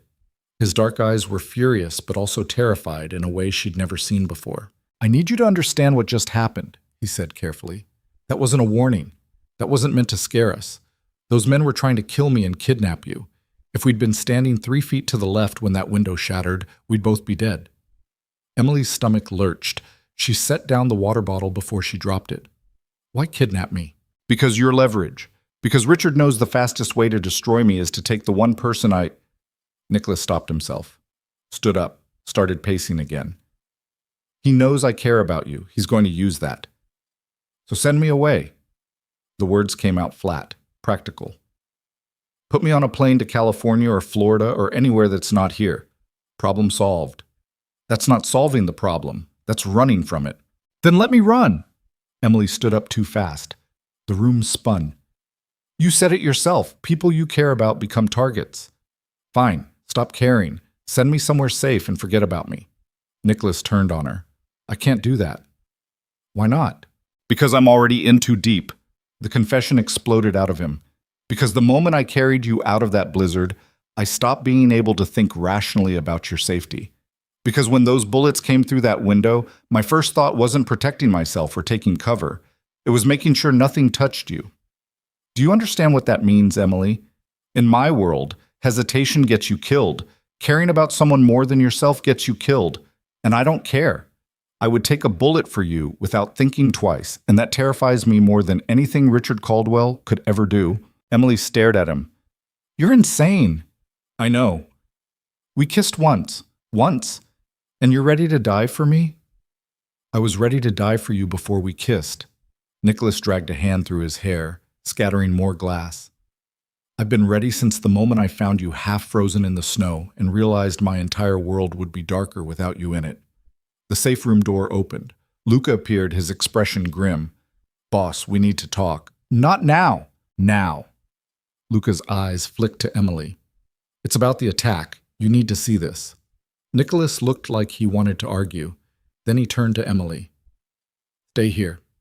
Don't open this door for anyone except me or Luca. Understood?" "Nicholas, promise me." "I promise." He left with Luca. The heavy door sealed shut behind them with a sound like a tomb closing. Emily was alone in the concrete box with nothing but her thoughts and the memory of gunfire and Nicholas's body covering hers. She sat back down on the bench and tried not to fall apart. Upstairs, Nicholas followed Luca through the wreckage of his study. The windows were completely blown out. Wind and snow poured through the openings. Bullet holes cratered the walls. His desk looked like it had been through a war. "Talk," Nicholas said. Luca pulled up security footage on a tablet. The attack came from 3 positions simultaneously: East Lawn, South Garden, and the access road. 9 shooters total. They knew exactly where to position themselves for maximum coverage of the study. Inside information. Has to be. But here's where it gets interesting. Luca swiped to different footage. "We got one of their vehicles before it left the property. The driver's dead. Caught 3 rounds from Martinez. But we ID'd him." He held up a photo. Nicholas studied the face. Young, maybe 25, tattoos on his neck. He didn't recognize him. "Who is he?" "Carlo Rossi, low-level enforcer for the Bianchi family." Nicholas's blood went cold. Bianchi. Alessandro Bianchi ran one of the 5 major crime families in New York. His territory was mostly in Queens and parts of Brooklyn. He and Nicholas had an understanding. They stayed out of each other's way, honored the old agreements, didn't start wars that would bring federal attention down on everyone. If Bianchi had broken that understanding, there would be consequences. "Are we sure?" Nicholas asked. "Could be a freelancer using Bianchi's name. Martinez found this in the vehicle." Luca handed him a burner phone. Text messages between the driver and someone named A. Instructions for the attack, timing, positions, everything. Nicholas scrolled through the messages. They were careful. No names, no specifics. But the last one made his stomach drop. "The girl is the priority. Grimaldiro is secondary. Bring her alive." "He put a bounty on Emily," Nicholas said quietly. "Looks like it. And before you ask, yes, I've already reached out to our contacts in the Bianchi organization. No one's talking. They've either been told to shut up or they genuinely don't know what Alessandro is planning." Nicholas handed back the phone. His mind was already running through options. Alessandro Bianchi wasn't stupid. He wouldn't authorize an attack on Nicholas's home without serious motivation, which meant someone had offered him something valuable enough to risk a war. "Richard," Nicholas said. He went to Bianchi with information about this estate. Security layouts, blind spots, staff schedules. Offered it all in exchange for help getting to Emily. "That's my read too." Luca's expression was dark. "Question is, what did Richard promise Bianchi in return? Because Alessandro doesn't do favors. He makes deals." Nicholas thought about that. Richard Caldwell was a house manager. He had no money, no power, no resources that would interest someone like Alessandro Bianchi, unless he'd offered something else. "He promised him access to me," Nicholas said slowly. "Think about it. Alessandro has wanted to expand into my territory for years. I've blocked him at every turn. But if Richard delivers Emily and uses her as bait to draw me out, Bianchi gets a shot at taking you down and claiming your operations." Luca cursed. "That's bold. That's also suicide. The other families would never allow it." "Not if he makes it look like I started the war." Nicholas pulled out his phone. "Richard attacks Emily. I retaliate against the people who helped him. Alessandro responds to my aggression by defending himself. Suddenly, I'm the aggressor violating the peace accords, and the other families have grounds to let Bianchi eliminate me. That's too complicated, too many moving parts." "It's exactly the kind of play Alessandro would make." Nicholas started dialing. He's always been smarter than people give him credit for. Patience, long-term planning, using proxies to do his dirty work. The call connected. A man's voice answered. "Grimaldiro, I was wondering when you'd call." "Alessandro." Nicholas kept his voice calm, controlled. "We need to talk about the attack on my home tonight." "What attack?" "Don't insult me. I have one of your men in my morgue and text messages from your phone authorizing a hit on my estate." Silence. Then Alessandro Bianchi laughed, a sound like broken glass. "You have a burner phone with messages from someone calling themselves A. That's not exactly proof." "It's enough for me." "Is it enough for the council?" Alessandro's voice sharpened. "Because if you're accusing me of violating territorial agreements, you'd better have more than a dead freelancer and some text messages. You'd better have ironclad evidence. Otherwise, this conversation gets very ugly very fast." Nicholas gripped the phone hard enough to crack the case. Alessandro was right. Without concrete proof, any move Nicholas made against the Bianchi family would look like unprovoked aggression. The Council of Families would side with Alessandro, and Nicholas would be the one facing consequences. "Here's what I think happened," Alessandro continued. "I think your fired employee, this Richard Caldwell, is running around making deals and using my name to add legitimacy. I think he hired some freelancers who happen to have worked for my organization in the past. And I think you're looking for someone to blame because your security is so shit that a civilian managed to mount an attack on your fortress. Careful, Alessandro. Or what? You'll start a war you can't win?" Alessandro's tone turned mocking. "We both know you're spread too thin right now. Your operations in Chicago are barely holding. Your Brooklyn territory is under pressure from the Russians. You can't afford to fight me and them at the same time." He was right. Nicholas had overextended in the past year. Too many deals, too many alliances. His organization was powerful but also fragile in places he couldn't afford to show weakness. "What do you want?" Nicholas asked. "Nothing. I'm just pointing out reality." Alessandro paused. "But if I were you, I'd be more worried about the girl. Word is Richard Caldwell has a very specific plan for her, and it doesn't end well." The line went dead. Nicholas stood in the ruins of his study and felt the walls closing in.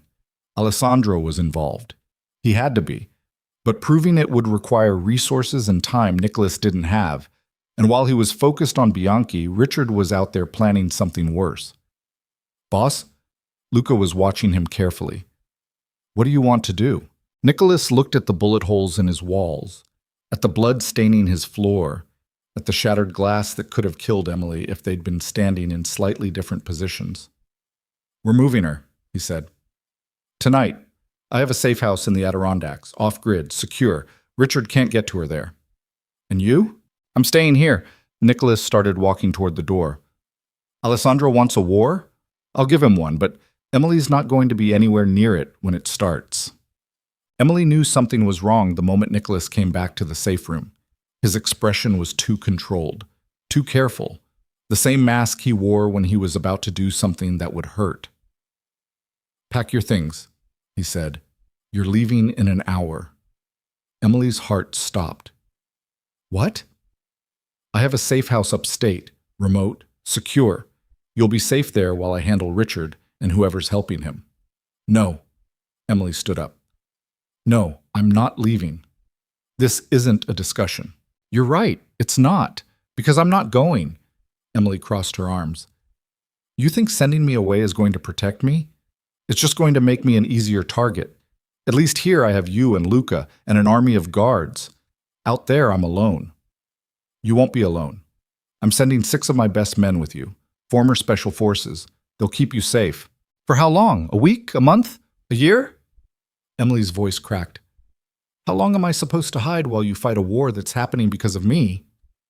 "This war is happening because Richard Caldwell is a psychopath and Alessandro Bianchi is an opportunist. You're just the excuse they're using." Nicholas moved closer. "Emily, I can't protect you here. Not anymore. Richard knows this place too well. He'll find another way in. And next time I might not be fast enough. So we leave together, both of us, right now." "I can't. Why not?" "Because running makes me look weak." The words exploded out of Nicholas.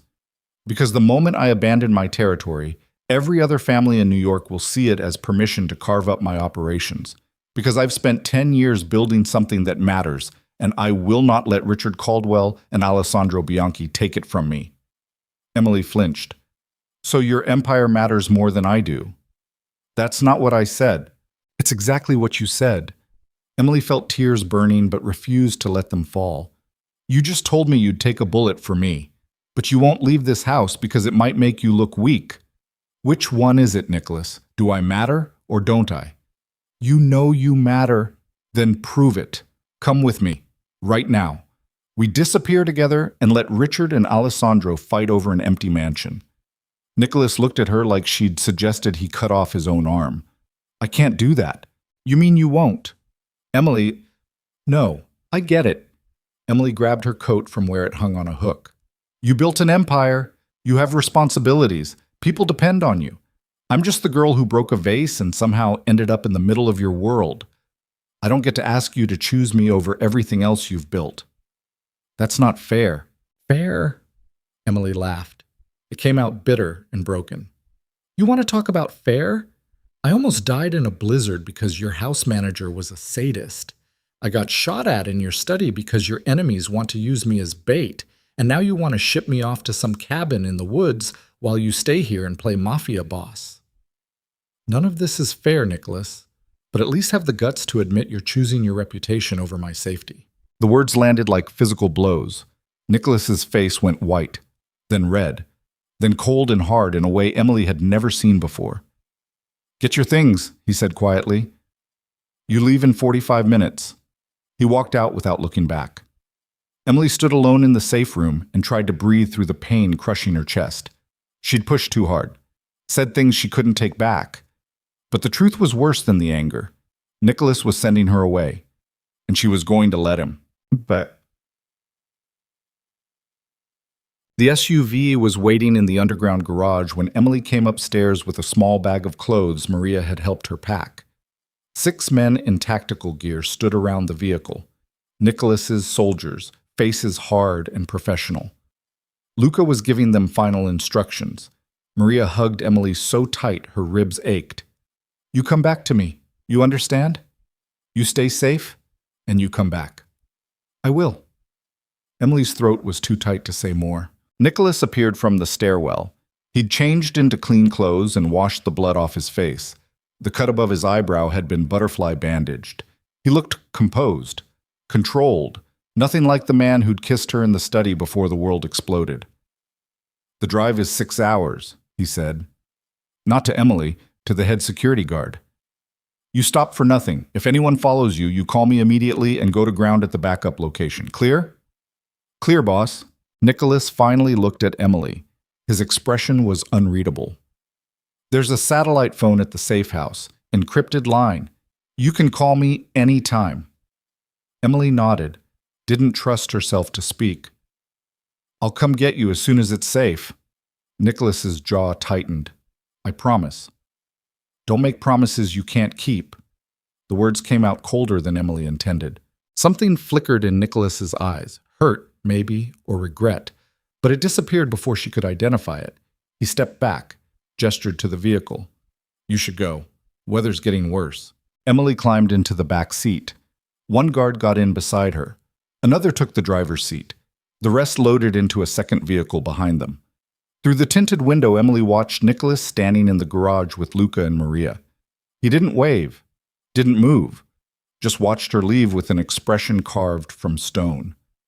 The SUV pulled out of the garage and into the night. Emily made it exactly 3 miles before she started crying. The safe house was everything Nicholas had promised. Remote, secure, completely isolated. It sat at the end of an unmarked road 30 miles from the nearest town, surrounded by forest and mountains and nothing else. The building itself was more fortress than house. Reinforced walls, bulletproof windows, a generator for power, and enough supplies to survive a siege for months. Emily hated it on sight. The guards did a full sweep of the perimeter and interior before declaring it safe. Then they established a rotation, 2 on patrol outside, 2 monitoring security feeds inside, 2 resting. Emily got the master bedroom on the 2nd floor. It had a bed, a bathroom, and a window that looked out at endless trees. She sat on the bed and stared at the satellite phone Nicholas had sent with her. She should call him, tell him she arrived safely, maybe apologize for what she'd said in the safe room. Instead, she threw the phone across the room and buried her face in her hands. 3 days ago, she'd been kissing Nicholas in his study, feeling safe for the first time in her life, believing maybe she'd finally found somewhere she belonged. Now she was alone in a cabin in the woods while the man she'd stupidly fallen for prepared to go to war. A knock on the door interrupted her spiral. One of the guards, Martinez she thought his name was, stood in the hallway. "You should eat something," he said. "We've got MREs and some canned food. Not great, but it'll keep you going." "I'm not hungry." "Eat anyway. Boss's orders." Emily wanted to tell Martinez what he could do with the boss's orders, but the guard looked exhausted and she didn't have the energy to fight. She followed him downstairs to the kitchen where someone had laid out military rations and bottled water. Emily forced herself to eat something that tasted like cardboard and regret. The other guards moved through the house like ghosts, efficient, professional, completely uninterested in making conversation. Emily went back upstairs after dinner and tried to sleep. Couldn't. Her mind kept replaying the attack. The sound of glass shattering, Nicholas covering her body with his, the fear in his eyes when he'd told her she had to leave. Around midnight, the satellite phone rang. Emily stared at it for 3 rings before answering. "Hello?" "It's me." Nicholas's voice sounded far away, tired. "Did you make it safely?" "Yes." "Good." "That's good?" Silence. "How's the safe house?" "It's fine." More silence. Emily could hear wind on Nicholas's end of the line. He was outside somewhere. "I'm sorry," he finally said, "for sending you away. For everything I said in the safe room. You were right. About all of it."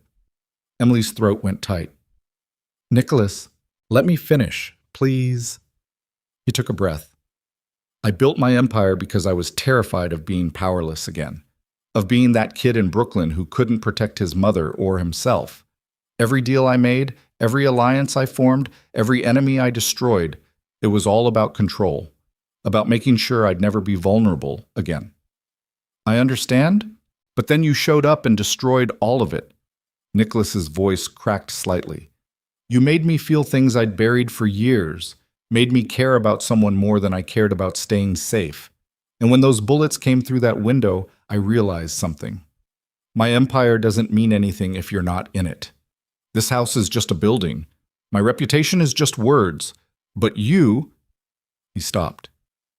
You're real. And I almost lost you because I was too afraid to choose you over everything else I've built. Tears were streaming down Emily's face now. What are you saying? I'm saying I made the wrong call. I should have left with you, should have put you first instead of my pride. Nicholas's voice dropped to barely a whisper. I'm saying I love you, Emily Turner, and as soon as I end this war, I'm coming to get you, and I'm never letting you go again. Emily couldn't speak, couldn't breathe. The words she'd wanted to hear but never thought she'd actually get. Say something, Nicholas said. Please. I love you too. The confession poured out of her. I love you, and I'm terrified, and I don't know how to do this. We'll figure it out together. I promise. You said not to make promises you can't keep. This one I can keep. Nicholas sounded more certain than Emily had ever heard him. I'm ending this. Richard, Alessandro, all of it. And then I'm bringing you home. They talked for another hour. About nothing. About everything. About the future they might have if they both survived the present. When they finally hung up, Emily felt lighter than she had in days. She should have known it wouldn't last. The attack came at dawn. Emily woke to gunfire and shouting. She rolled out of bed and hit the floor as her bedroom window exploded inward. Glass rained down. Someone was screaming downstairs. Martinez burst through her door, weapon drawn. Stay down! We've got multiple hostiles breaching the perimeter! His head snapped back. Blood sprayed across the wall. He collapsed. Emily screamed. More gunfire. Closer now. The other guards were fighting back, but they were outnumbered. Emily could hear boots pounding up the stairs. She scrambled backward into the bathroom and locked the door. Her hand shook so badly she could barely turn the deadbolt. The satellite phone was still downstairs. She had no way to call for help. Someone kicked the bedroom door open. Footsteps. Coming closer. Emily Turner. The voice was familiar. Wrong. Come out. This will be easier if you cooperate. Richard. Richard Caldwell was here. In the safe house that was supposed to be secret, secure. How did you find me? Emily's voice came out high and thin. I've known where you were since the moment you left the mansion. Richard sounded pleased with himself. Did you really think Nicholas Grimaldiro was the only one with connections? I've been planning this for weeks, sweetheart. Every move, every contingency. You were never safe. He kicked the bathroom door. It shuddered, but held. Here's what's going to happen, Richard continued. You're going to open this door and come with me quietly. If you do, I might let some of Nicholas's men live. If you don't, I'm going to kill every single person in this house and drag you out by your hair. Your choice. Emily looked around the bathroom for a weapon, found nothing but towels and toiletries. The window was too small to climb through. She was trapped. 10 seconds, Richard said. 9, 8. Emily's mind raced. If she gave herself up, Richard won. If she fought, she died. Either way, Nicholas would blame himself. Would tear the world apart trying to find her, unless she could warn him first. Okay, Emily shouted. Okay, I'm coming out. Just don't hurt anyone else. Smart girl. Emily took a breath, said a prayer to no one in particular. Then she unlocked the bathroom door and stepped out. Richard Caldwell stood in the bedroom doorway, flanked by 4 armed men. He looked different than she remembered. Thinner, harder, with something feral in his eyes that made her stomach turn. He smiled when he saw her. There you are. He crossed the room and grabbed her arm. Let's go. We have an appointment to keep. Where are you taking me? Somewhere your boyfriend will come running to save you. Richard's grip tightened until Emily gasped in pain. And when he does, Alessandro Bianchi is going to be waiting with a bullet that has Nicholas Grimaldiro's name on it. Emily's blood went cold. This is a trap. Obviously, you're the bait. Richard dragged her toward the stairs. Nicholas thinks he's so smart, so careful, but he has one fatal weakness, you, and now that weakness is going to destroy him. They hauled Emily downstairs and out into the snow. 3 of Nicholas's guards were dead. The other 3 were zip-tied and kneeling in the snow, bleeding. Richard shoved Emily toward a waiting vehicle. Get in! Emily got in because there was no other choice. Richard climbed in beside her. The door slammed shut. The vehicle pulled away from the safe house, leaving death and wreckage behind. Through the window, Emily watched the forest disappear, watched her last chance of escape vanish into the trees. Richard had won, and Nicholas was walking straight into a trap that would kill him. Emily closed her eyes and tried not to scream. Nicholas got the call 4 hours later. He was in a meeting with his Brooklyn lieutenants when Luca burst through the door, phone in hand, face ashen. "Boss, we have a problem." Nicholas knew, before Luca said another word, before he heard the details. He knew. Emily. The safe house was hit at dawn. 6 guards dead, 3 wounded. Emily's gone. Luca's voice was hollow. And we just received this. He held up his phone. A video was playing. Emily, zip-tied to a chair in a concrete room, bruised but alive. Richard Caldwell, standing behind her with a gun to her head. "Hello, Nicholas." Richard's smile was pure madness. "I have something that belongs to you. If you want her back alive, you'll come to the old Bianchi warehouse on the Hudson waterfront, Pier 47, tonight at midnight. Come alone. No guards. No weapons. No backup. Just you." "Nicholas, don't," Emily started. Richard hit her across the face. Emily's head snapped to the side. Blood trickled from her split lip. Something inside Nicholas shattered. "Midnight," Richard repeated. "Or I start sending you pieces of her." The video ended. The room was silent. Every man in it was staring at Nicholas, waiting for orders, waiting for the explosion. Nicholas stood up slowly, walked to the window, looked out at the city he'd bled to control. "It's a trap," Luca said quietly. "Alessandro will have 50 men in that warehouse. You walk in alone, and you're dead." "I know." "So we don't go. We hit Bianchi's operation, take out his lieutenants, force him to hand over Richard and Emily. That could take days. Richard will kill her long before we get to them." Nicholas turned around. "I'm going to the warehouse." "Boss, I'm going. Alone." Exactly like Richard demanded.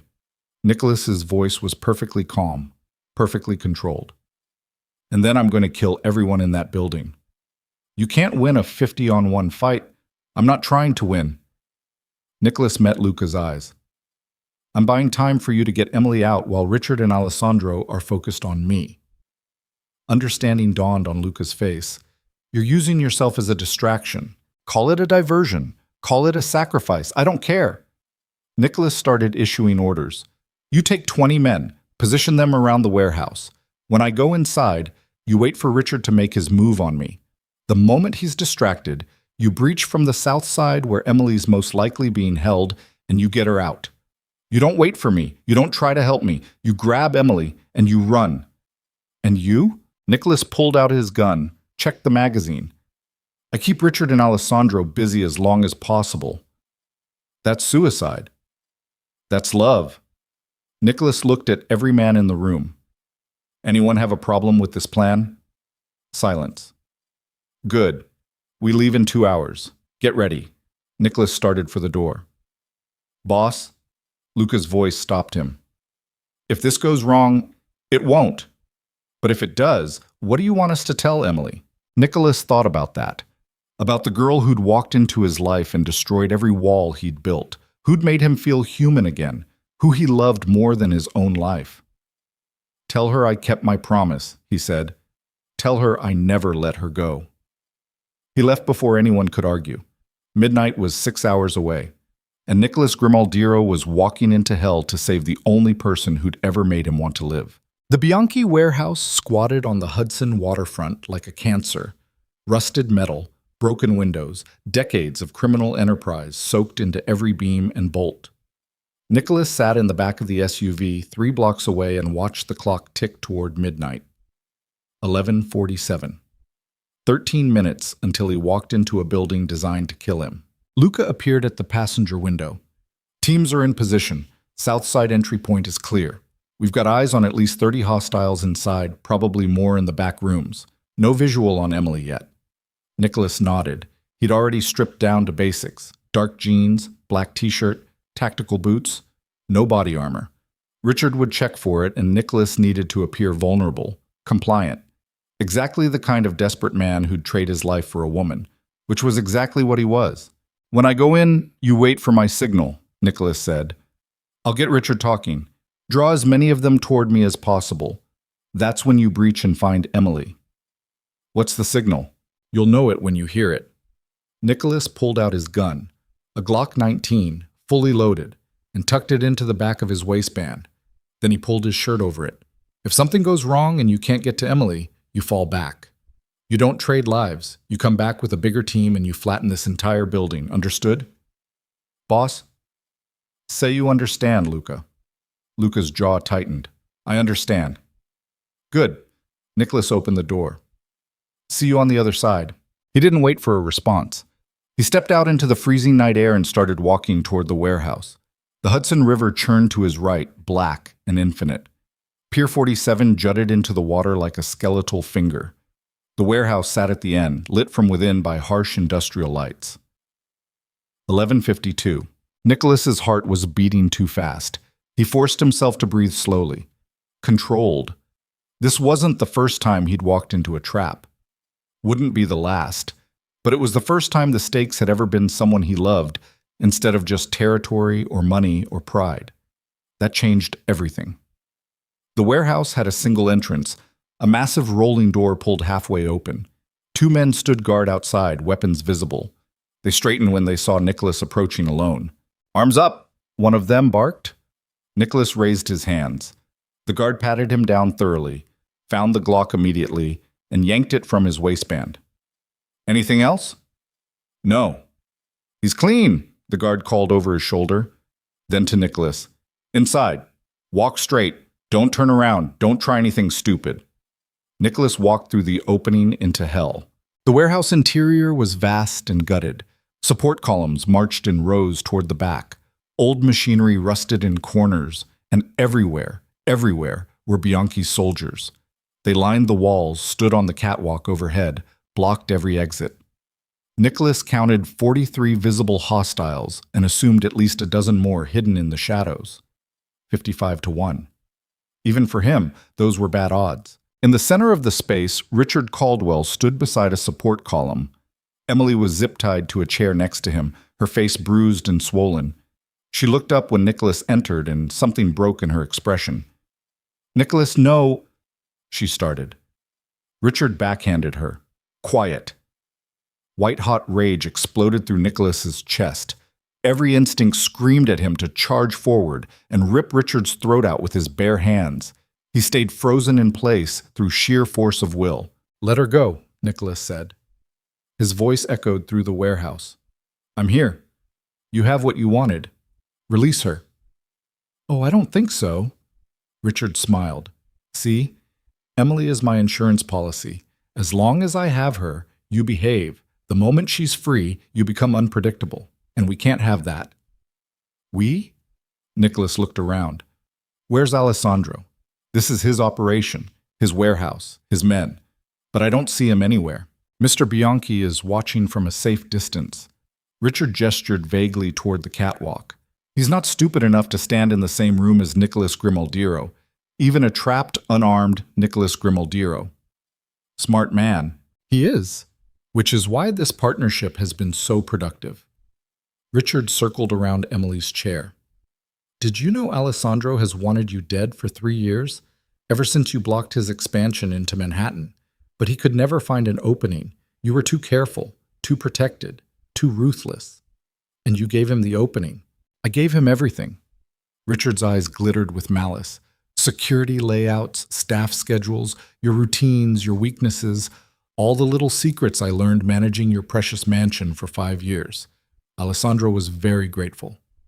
Nicholas kept his expression neutral, kept Richard talking. Every second bought Luca more time to position his team. What did he promise you in return? Money, safety, a new identity far from here. Richard shrugged. And revenge. Don't forget revenge. Against me? Against her. Richard grabbed Emily's hair and yanked her head back. She gasped in pain. This little bitch destroyed my life. Cost me everything. Now I'm returning the favor. She gets to watch you die. Then I'm going to make her suffer in ways that will haunt her for whatever brief, miserable existence she has left before I dump her body in the river. Emily's eyes met Nicholas's. Despite the fear, despite the bruises, there was fury in her gaze. Fight. She wasn't broken yet. Nicholas felt something settle in his chest. Clarity. Purpose. He was going to kill every person in this warehouse. You made one mistake, Richard, Nicholas said quietly. What's that? You assumed I came here to surrender. Nicholas smiled. It was the smile that had terrified rivals and enemies for a decade. I came here to burn your world down. He moved. Fast. Faster than anyone expected from an unarmed man in the center of a kill box. Nicholas grabbed the nearest guard's weapon, a semi-automatic rifle, and drove his elbow into the man's throat. The guard went down choking. Nicholas spun and fired 3 rounds into the soldiers closest to Emily. Chaos erupted. Gunfire exploded from every direction. Nicholas dove behind a support column as bullets chewed apart the concrete where he'd been standing. He could hear Richard screaming orders, could hear Emily shouting something he couldn't make out over the gunfire. This was the signal. Luca would be moving now. Breaching from the south side, finding Emily, getting her out. Nicholas just had to keep everyone's attention on him. He leaned out and fired. Dropped 2 more soldiers. Pulled back as return fire shredded his cover. The rifle was almost empty. He checked the magazine, 3 rounds left, and looked for another weapon. A guard rushed his position. Nicholas shot him twice and took his pistol. Now he had options. Kill him! Richard's voice, high and panicked. What are you waiting for? Kill him now! More soldiers advanced. Nicholas counted 8 converging on his position from 3 sides. He fired methodically, 1 shot per target, center mass, no wasted ammunition. 4 went down. The others scattered. Then something punched Nicholas in the shoulder. He stumbled, looked down. Blood was spreading across his shirt from a bullet wound just below his collarbone. Not fatal. Not yet. But it hurt like hell, and his left arm was already going numb. Nicholas switched the pistol to his right hand and kept moving. Couldn't stay in one place. Had to keep them guessing. He ran for the next support column as gunfire tracked him. Made it. Barely. His shoulder was on fire. Blood was soaking through his shirt. He could feel it running down his ribs. Keep moving. Keep fighting. Buy Luca more time. Nicholas reloaded with his last magazine and did a quick count. Maybe 30 soldiers left standing. Still too many. But better than 55. From somewhere across the warehouse came the sound of an explosion. Luca's breach charge. The south wall blew inward in a cloud of smoke and debris. Luca's team poured through the opening, 20 men in tactical gear moving like a surgical strike team. They engaged the soldiers near Emily's position immediately. Richard realized what was happening. The girl! Protect the girl! Don't let them... Too late. One of Luca's men reached Emily, cut her zip ties, and hauled her to her feet.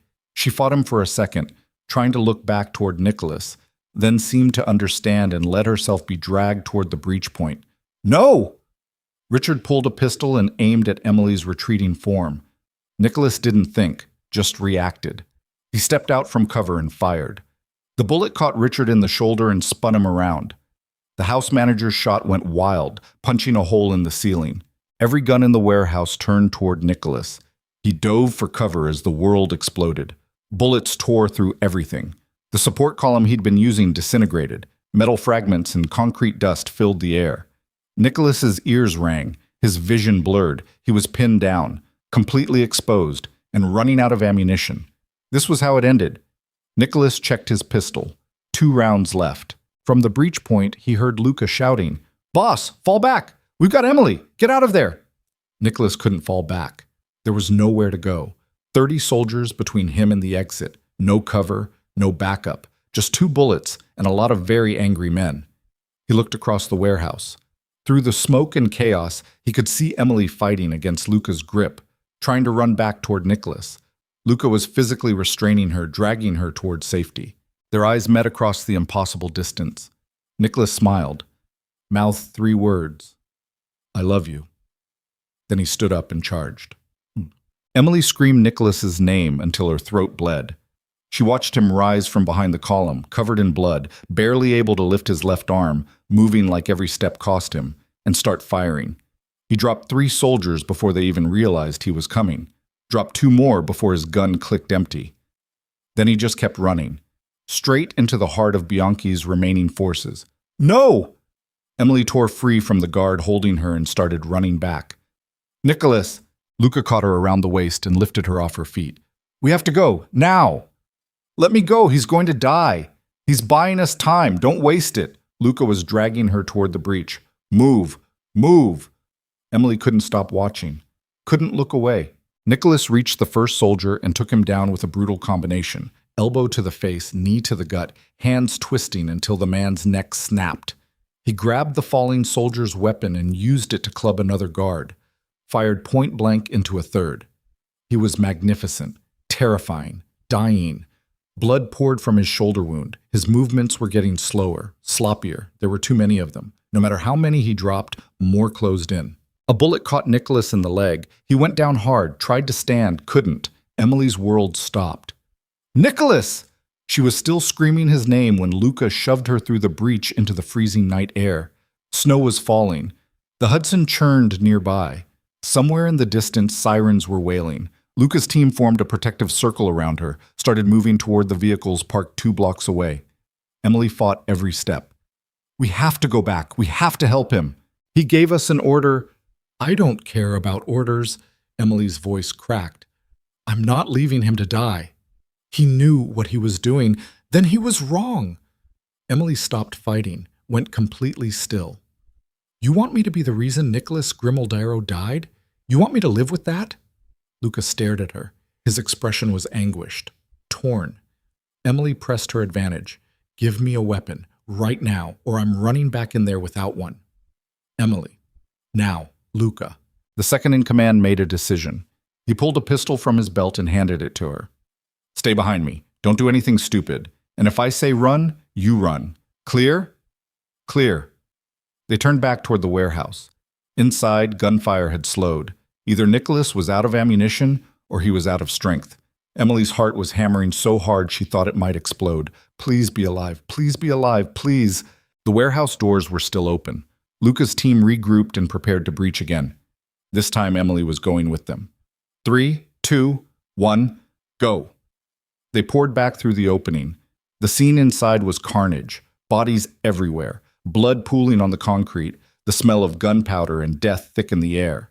And in the center of it all, Nicholas knelt on the ground, surrounded by 5 remaining soldiers. Blood covered him. His shoulder was destroyed, his leg barely holding him up, but his eyes were still defiant, still fighting.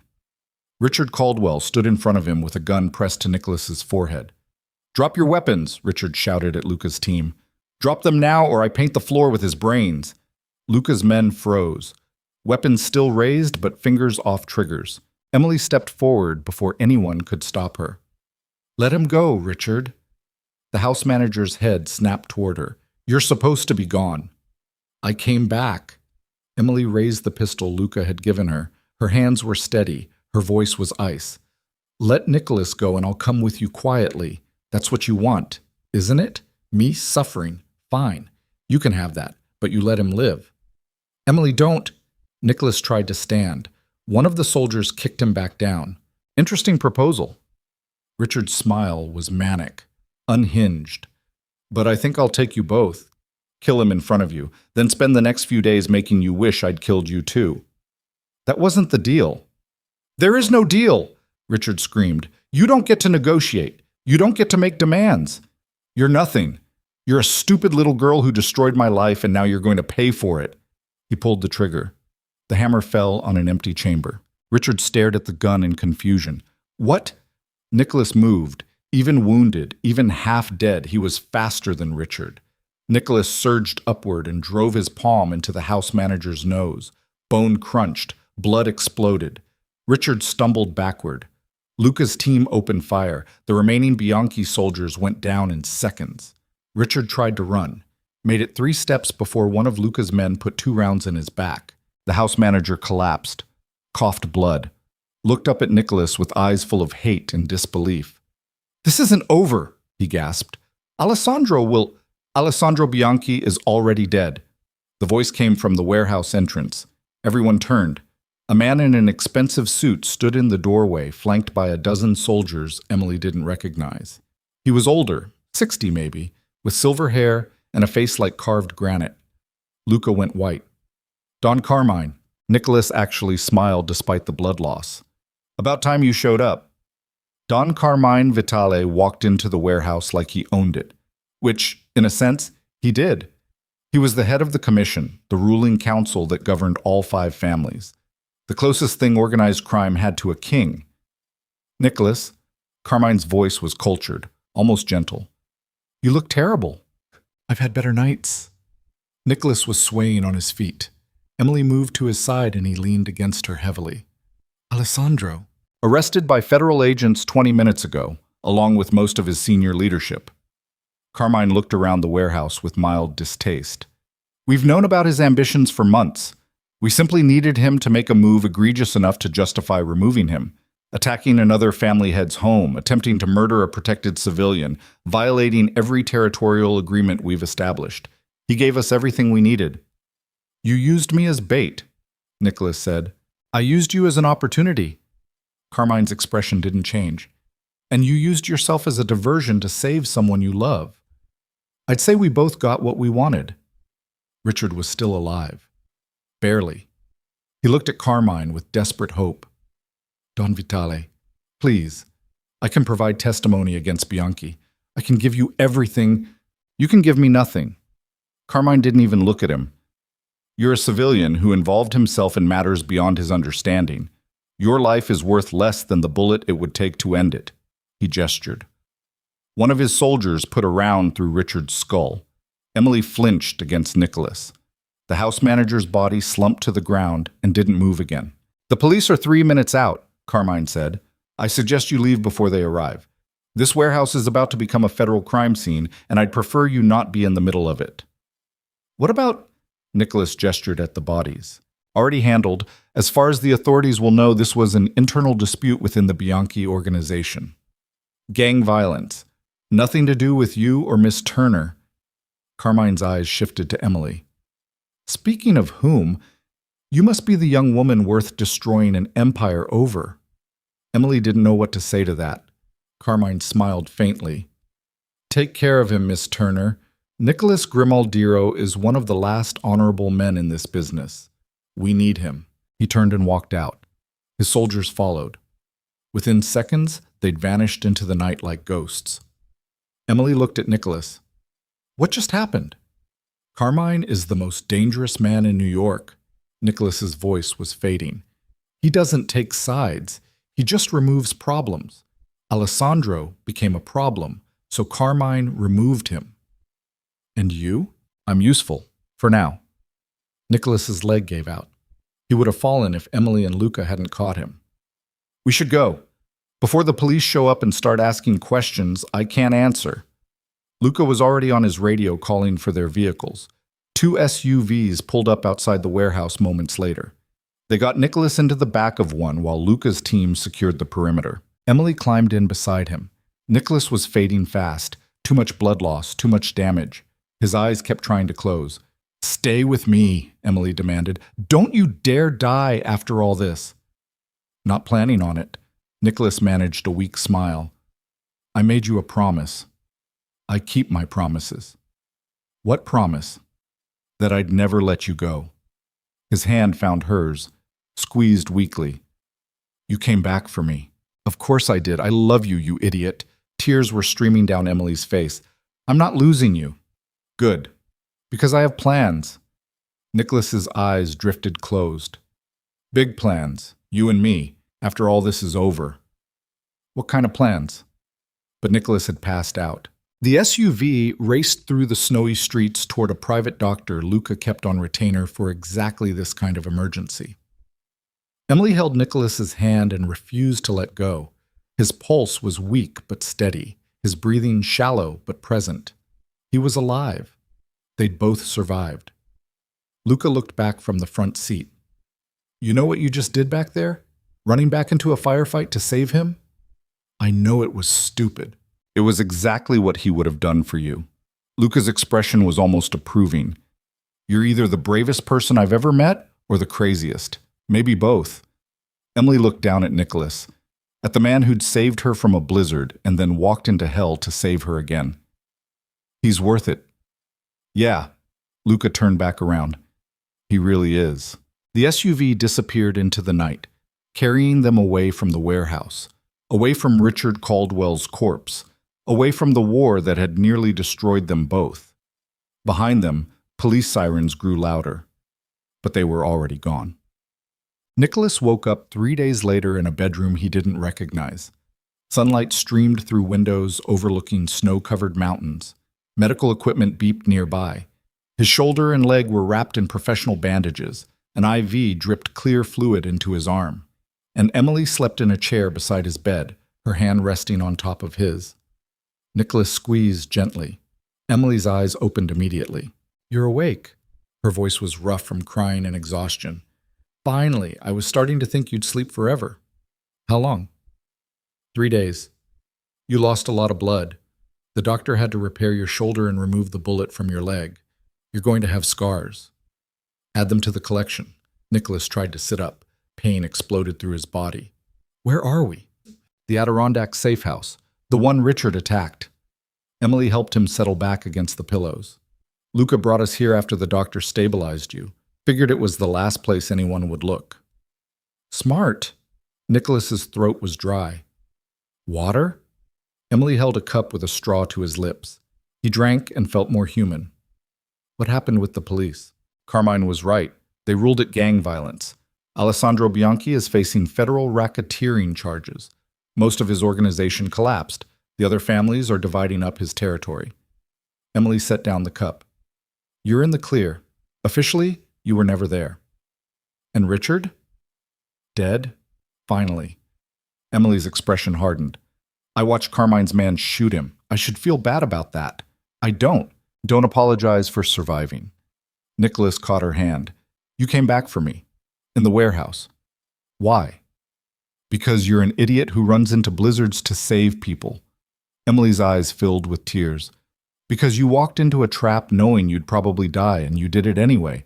Because I love you and I wasn't going to let you sacrifice yourself when I could do something about it.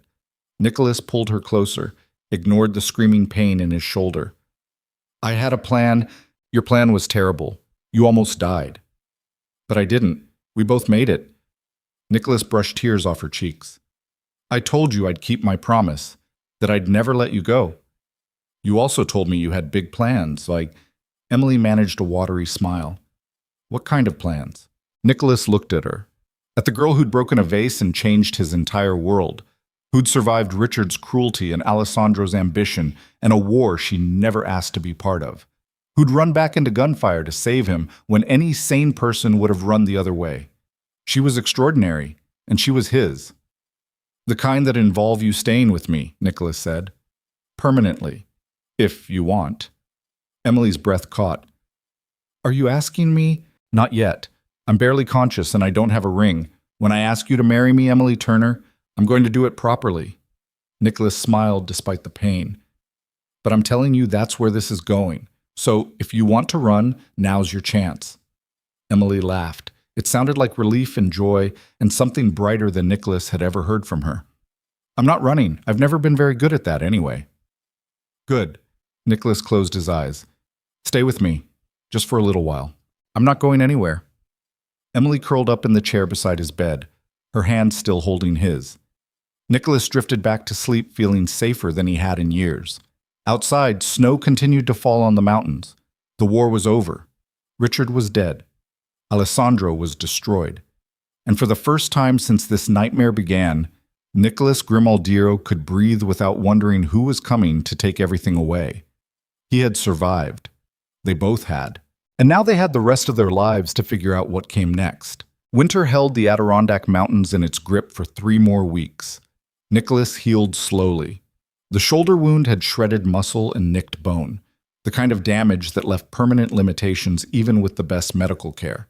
The leg was better, but still required physical therapy that left him sweating and cursing every morning. The doctor, a retired military surgeon who asked no questions and accepted cash, visited every other day to check his progress and change his bandages. Emily rarely left his side. She brought him meals Maria sent up from the city in insulated containers, read to him when the pain was too bad to sleep, helped him through the excruciating process of relearning how to walk without limping. And at night, when the nightmares came, replays of gunfire and Richard's face and Emily tied to that chair, she held him until the shaking stopped. They didn't talk about the future. Not yet. The present was hard enough. Luca visited on the 10th day with news from the city. Alessandro Bianchi had taken a plea deal to avoid life in prison. 20 years in a federal supermax in exchange for testimony against corrupt officials in his organization. The Bianchi family territories had been carved up among the remaining families. Carmine Vitale had personally overseen the redistribution to ensure no one got ambitious enough to start another war. "And us?" Nicholas asked. He was sitting in a chair by the window, his leg propped up, watching snow fall on the endless trees. "You're clear. Officially retired from active operations pending recovery." Luca's expression was carefully neutral. "Carmine sent a message. He says you've earned a rest. Take as much time as you need. When you're ready to come back, your territory will be waiting." "And if I'm not ready to come back?" Luca looked startled. "Boss, you can't be serious." "I almost died, Luca. Emily almost died. How many more times do we tempt fate before it stops being generous?" Nicholas shifted in the chair, wincing at the pain that shot through his shoulder. "I built an empire because I thought it would make me powerful, safe, untouchable. And all it did was paint a target on the back of the one person who actually matters to me." "So what are you saying?" "I'm saying I don't know yet." Nicholas looked at Emily, who was reading on the couch across the room. She'd been pretending not to listen, but he could see the tension in her shoulders. "I'm saying maybe there's a different life available if I'm brave enough to take it." Luca followed his gaze. Understanding dawned. "You're thinking about walking away, completely. I'm thinking about what I want versus what I've convinced myself I need." Nicholas turned back to the window. "You can run the operations in my absence. You've been doing most of the heavy lifting for years anyway. And if I decide not to come back, it's yours. All of it. You've earned it. Boss, think about it. That's all I'm asking." Nicholas's voice was tired. "I need to figure out who I am when I'm not Nicholas Grimaldiro, the crime boss. When I'm just Nicholas. And I can't do that while I'm still running an empire." Luca left an hour later looking troubled and uncertain.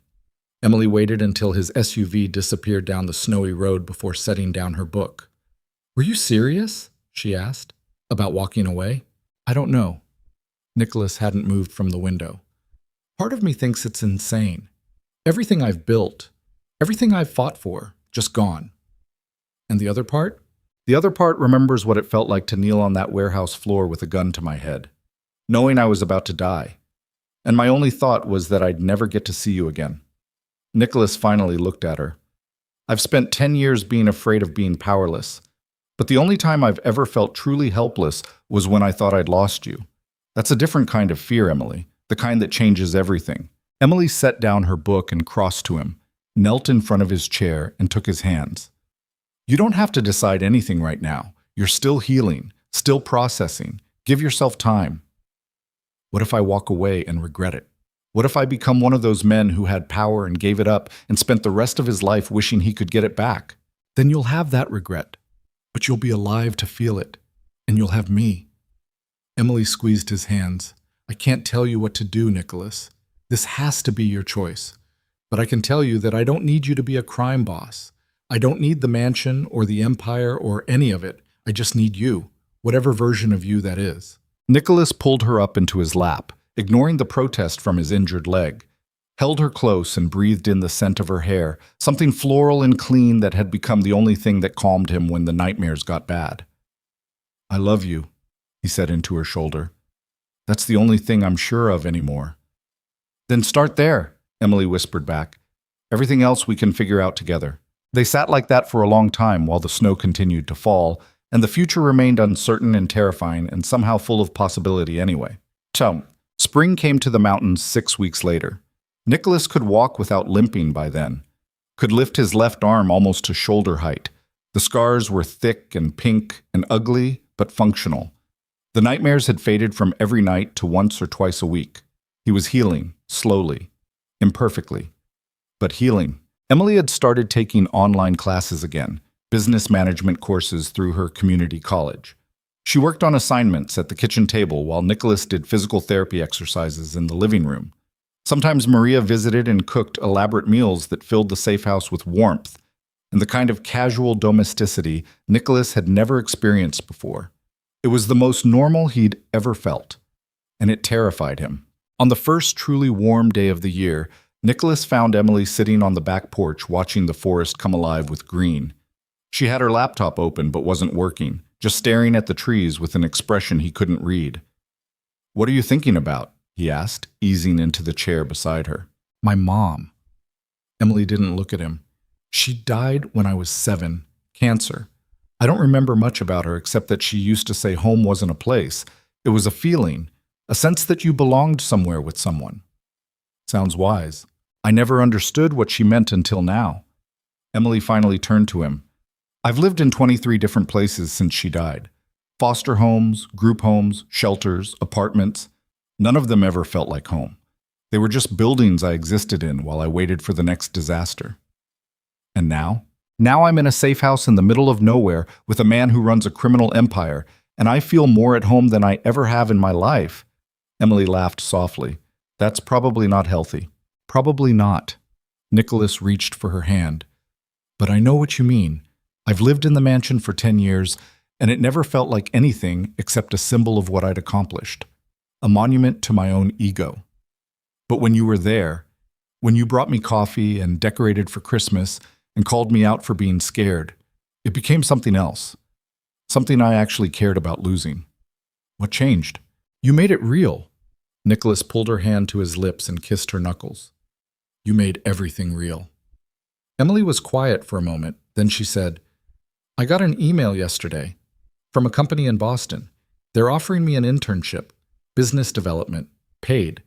It's exactly the kind of opportunity I've been working toward for years." Nicholas felt his stomach drop. "That's amazing. When do you start?" "I haven't accepted yet." Emily pulled her hand back. "Because I don't know what we're doing, Nicholas. I don't know if you're staying in New York or leaving, if you're going back to the mansion or selling it, if you want me with you, or if this was just—" She stopped herself. "I need to know where we stand. Not next month or next year, now, because I can't keep living in limbo." Nicholas had known this conversation was coming, had been dreading it for weeks. But Emily deserved better than his uncertainty. "I met with Carmine last week," he said. "Luca drove me into the city while you were at the grocery store. I didn't tell you because I wasn't sure what I was going to say to him." Emily went very still. "And?" "I told him I was stepping back. Not permanently, not a full retirement, but a significant reduction in my involvement. Luca takes over day-to-day operations. I remain available for major decisions and crisis management, but I'm no longer running the organization." "What did he say?" "He said I was getting soft." Nicholas smiled slightly. "Then he said soft men live longer than hard ones, and that he approved the transition as long as I remained loyal to the commission and didn't create a power vacuum that would destabilize things." "So you're really doing it, walking away." "Stepping back," Nicholas corrected. "I can't walk away completely. I have too many obligations, too many people who depend on me. But I can create distance, build a different kind of life that isn't consumed by territory and violence, and constantly looking over my shoulder." "What does that life look like?" Nicholas took a breath. This was the moment. The question he'd been building toward since he woke up in this safe house and realized he'd been given a second chance. "It looks like you and me, wherever that takes us." He stood up despite the protest from his healing leg and held out his hand. "Come with me. There's something I need to show you."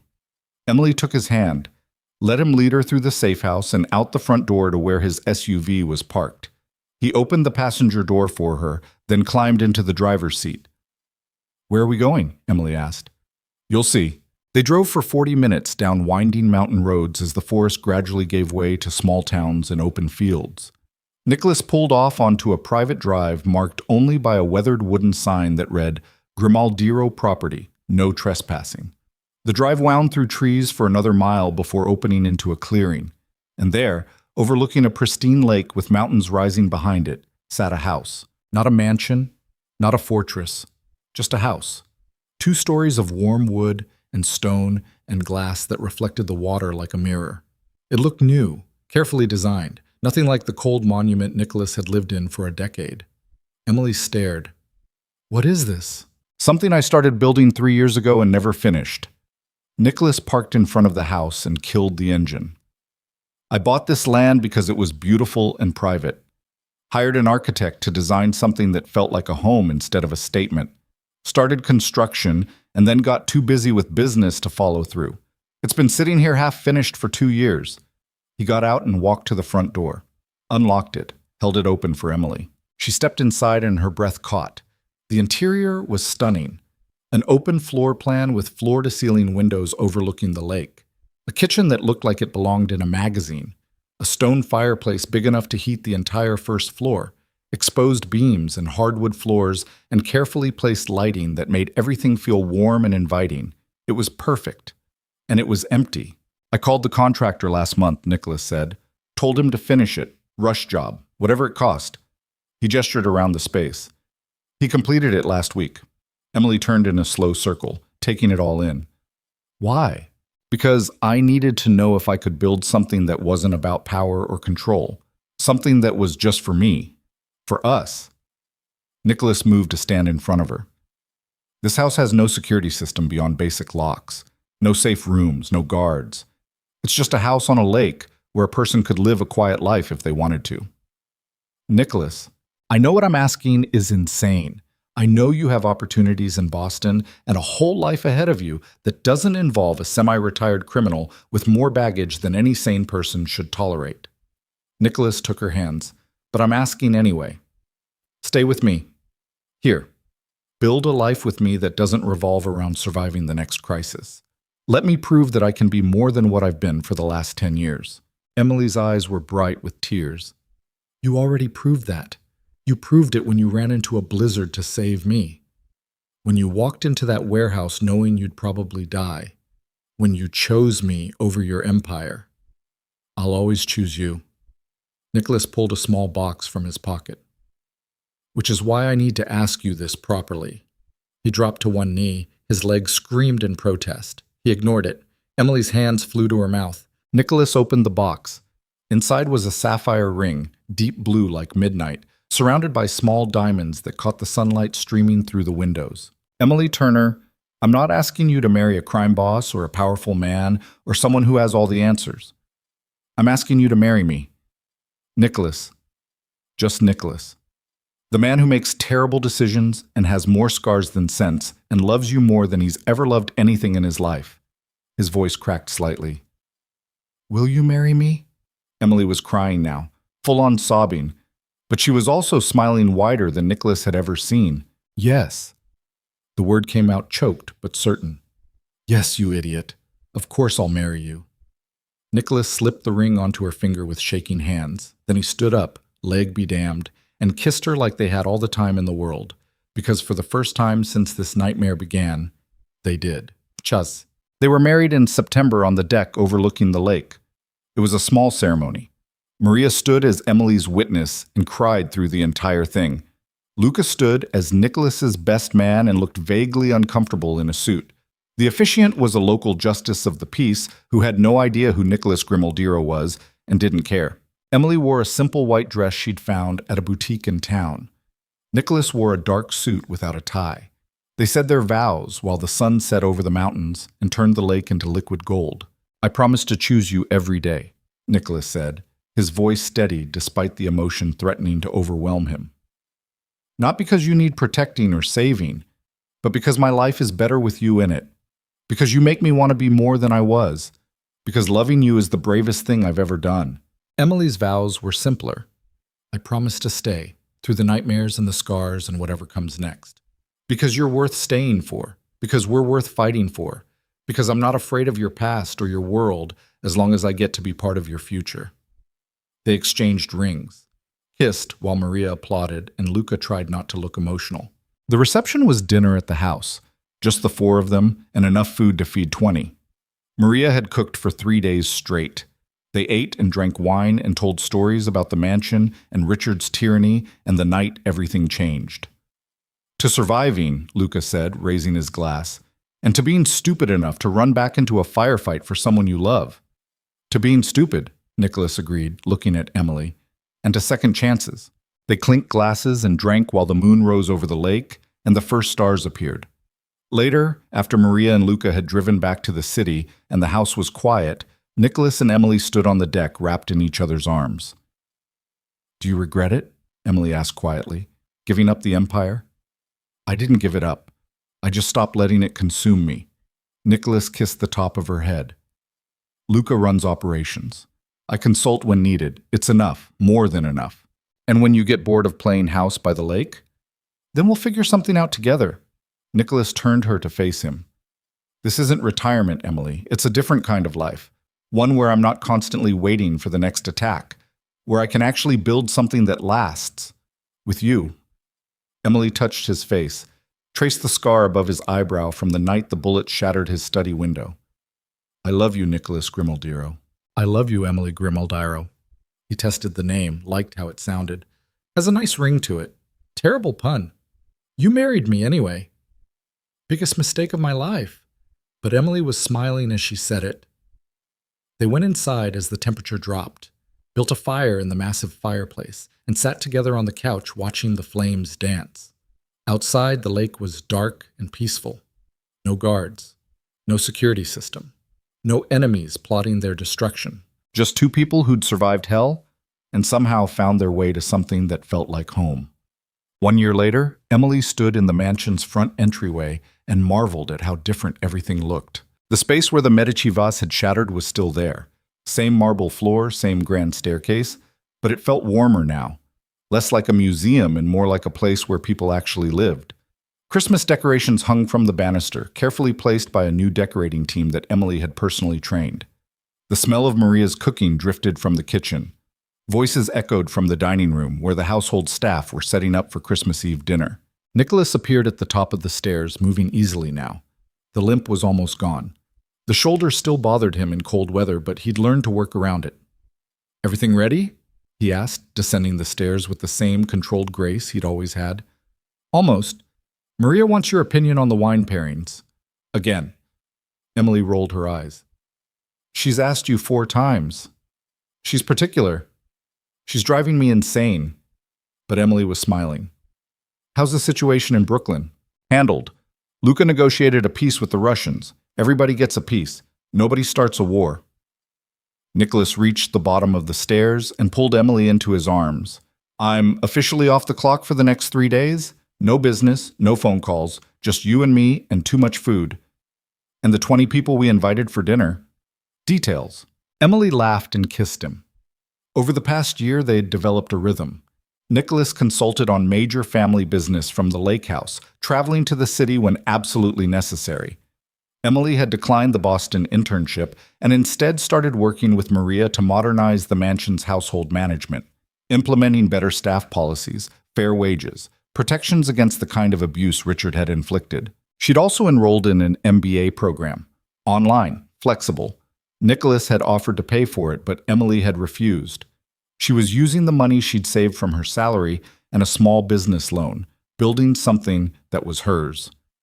They split their time between the lake house and the mansion, peaceful isolation when they needed it, proximity to the city when business demanded. It wasn't perfect. There were still nightmares, still moments when the past came roaring back, but they were managing, together. The doorbell rang. Their first guests arriving. Emily went to answer it while Nicholas headed to the kitchen to deal with Maria's wine crisis. The evening unfolded in a blur of food and conversation and laughter. The mansion that had once been a cold monument to Nicholas's power was full of life now. Maria's extended family, Luca and his new girlfriend, a few of Nicholas's most trusted associates and their partners. Even the household staff joined for dessert. something that would have been unthinkable under Richard's management. Emily moved through the rooms, making sure everyone had what they needed. Caught Nicholas watching her from across the dining room with an expression that still made her breath catch. He'd been doing that more lately, looking at her like he was memorizing her face, like he still couldn't quite believe she was real. Around midnight, after most of the guests had left and the staff had retreated to their quarters, Emily found Nicholas in his study. He was standing by the windows that had been replaced after the attack, bulletproof glass now, a concession to reality, staring out at the snowy grounds. "You okay?" Emily asked from the doorway. "I was just thinking about last year." Nicholas turned to face her. "About how close we came to losing everything. But we didn't. Because you refused to give up on me.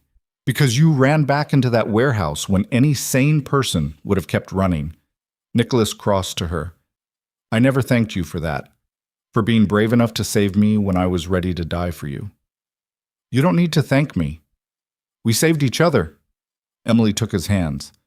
"That's what this is, Nicholas. We're a team. When one of us is drowning, the other swims out to pull them back. That's the deal. Best deal I ever made." Nicholas pulled something from his pocket, a small, wrapped box. "I have something for you. It's not Christmas yet. Open it anyway." Emily unwrapped the box. Inside was a key, simple, brass, with a tag attached that read Turner Foundation, Boston office. She looked up at Nicholas in confusion. "What is this?" "You turned down the Boston internship for me. I know you said it was your choice, but I also know you sacrificed an opportunity you'd worked years for." Nicholas's expression was careful. "So I made some calls, pulled some strings, set up a foundation in your name dedicated to helping kids aging out of foster care, job training, college scholarships, housing assistance, all the things you needed and never got." Emily's throat closed. "Nicholas, the Boston office opens next month. You'd be the director, full control over hiring and programs and budget. It's yours, Emily, everything you wanted to build, if you want it." "That's too much. It's not enough." Nicholas framed her face with his hands. "You gave up your plans to stay with me. Let me give you new plans. Better ones. Ones where you help hundreds of kids like you were. Where you make a real difference instead of just surviving." Tears streamed down Emily's face. "I don't know what to say." "Say you'll think about it. Say you'll consider splitting your time between here and Boston. I can handle a few extra trips. And we have the lake house for when you need quiet." Nicholas wiped her tears away gently. "I love you, Emily. I want you to have everything you deserve, even if that means sharing you with the world." Emily threw her arms around his neck and held on like he was the only solid thing in a shifting world. "I love you so much. You know that, right?" "I know. You prove it every day just by being here." Nicholas held her close. "So is that a yes?" "It's a yes to thinking about it. A yes to figuring it out together." Emily pulled back to look at him. "And a yes to whatever comes next, as long as you're in it." They kissed while snow drifted past the windows, and the grandfather clock in the corner chimed midnight. Christmas Day. A year and a day since Emily had broken a vase and nearly died in a blizzard and met a man who would change her entire world. She'd been so afraid that night, afraid of losing her job, afraid of freezing to death, afraid that she'd never matter to anyone. Now she stood in the same mansion wrapped in the arms of a man who'd gone to war for her, who'd built her a house by a lake and a foundation in Boston, and a life she'd never imagined she could have. Emily Turner, Emily Grimaldiro now, had learned something important in the year since that terrible Christmas Eve. Fear was real. Danger was real. The scars and nightmares and trauma were all real. But so was love. And love was stronger than all of it. "Merry Christmas," Nicholas whispered against her hair. "Merry Christmas," Emily whispered back. Outside, the blizzard from a year ago was just a memory. Inside, warmth and light and laughter filled every corner of the mansion that had almost been Emily's tomb and had instead become her home. They'd survived. Both of them. Against impossible odds and terrible enemies and their own fears. And now they had the rest of their lives to build something beautiful from the ashes of what had almost destroyed them. Together. Always together. That was the promise. The one that mattered more than any vow or ring or empire. They would choose each other. Every day. Through whatever storms came next. And this time, neither of them would face the cold alone.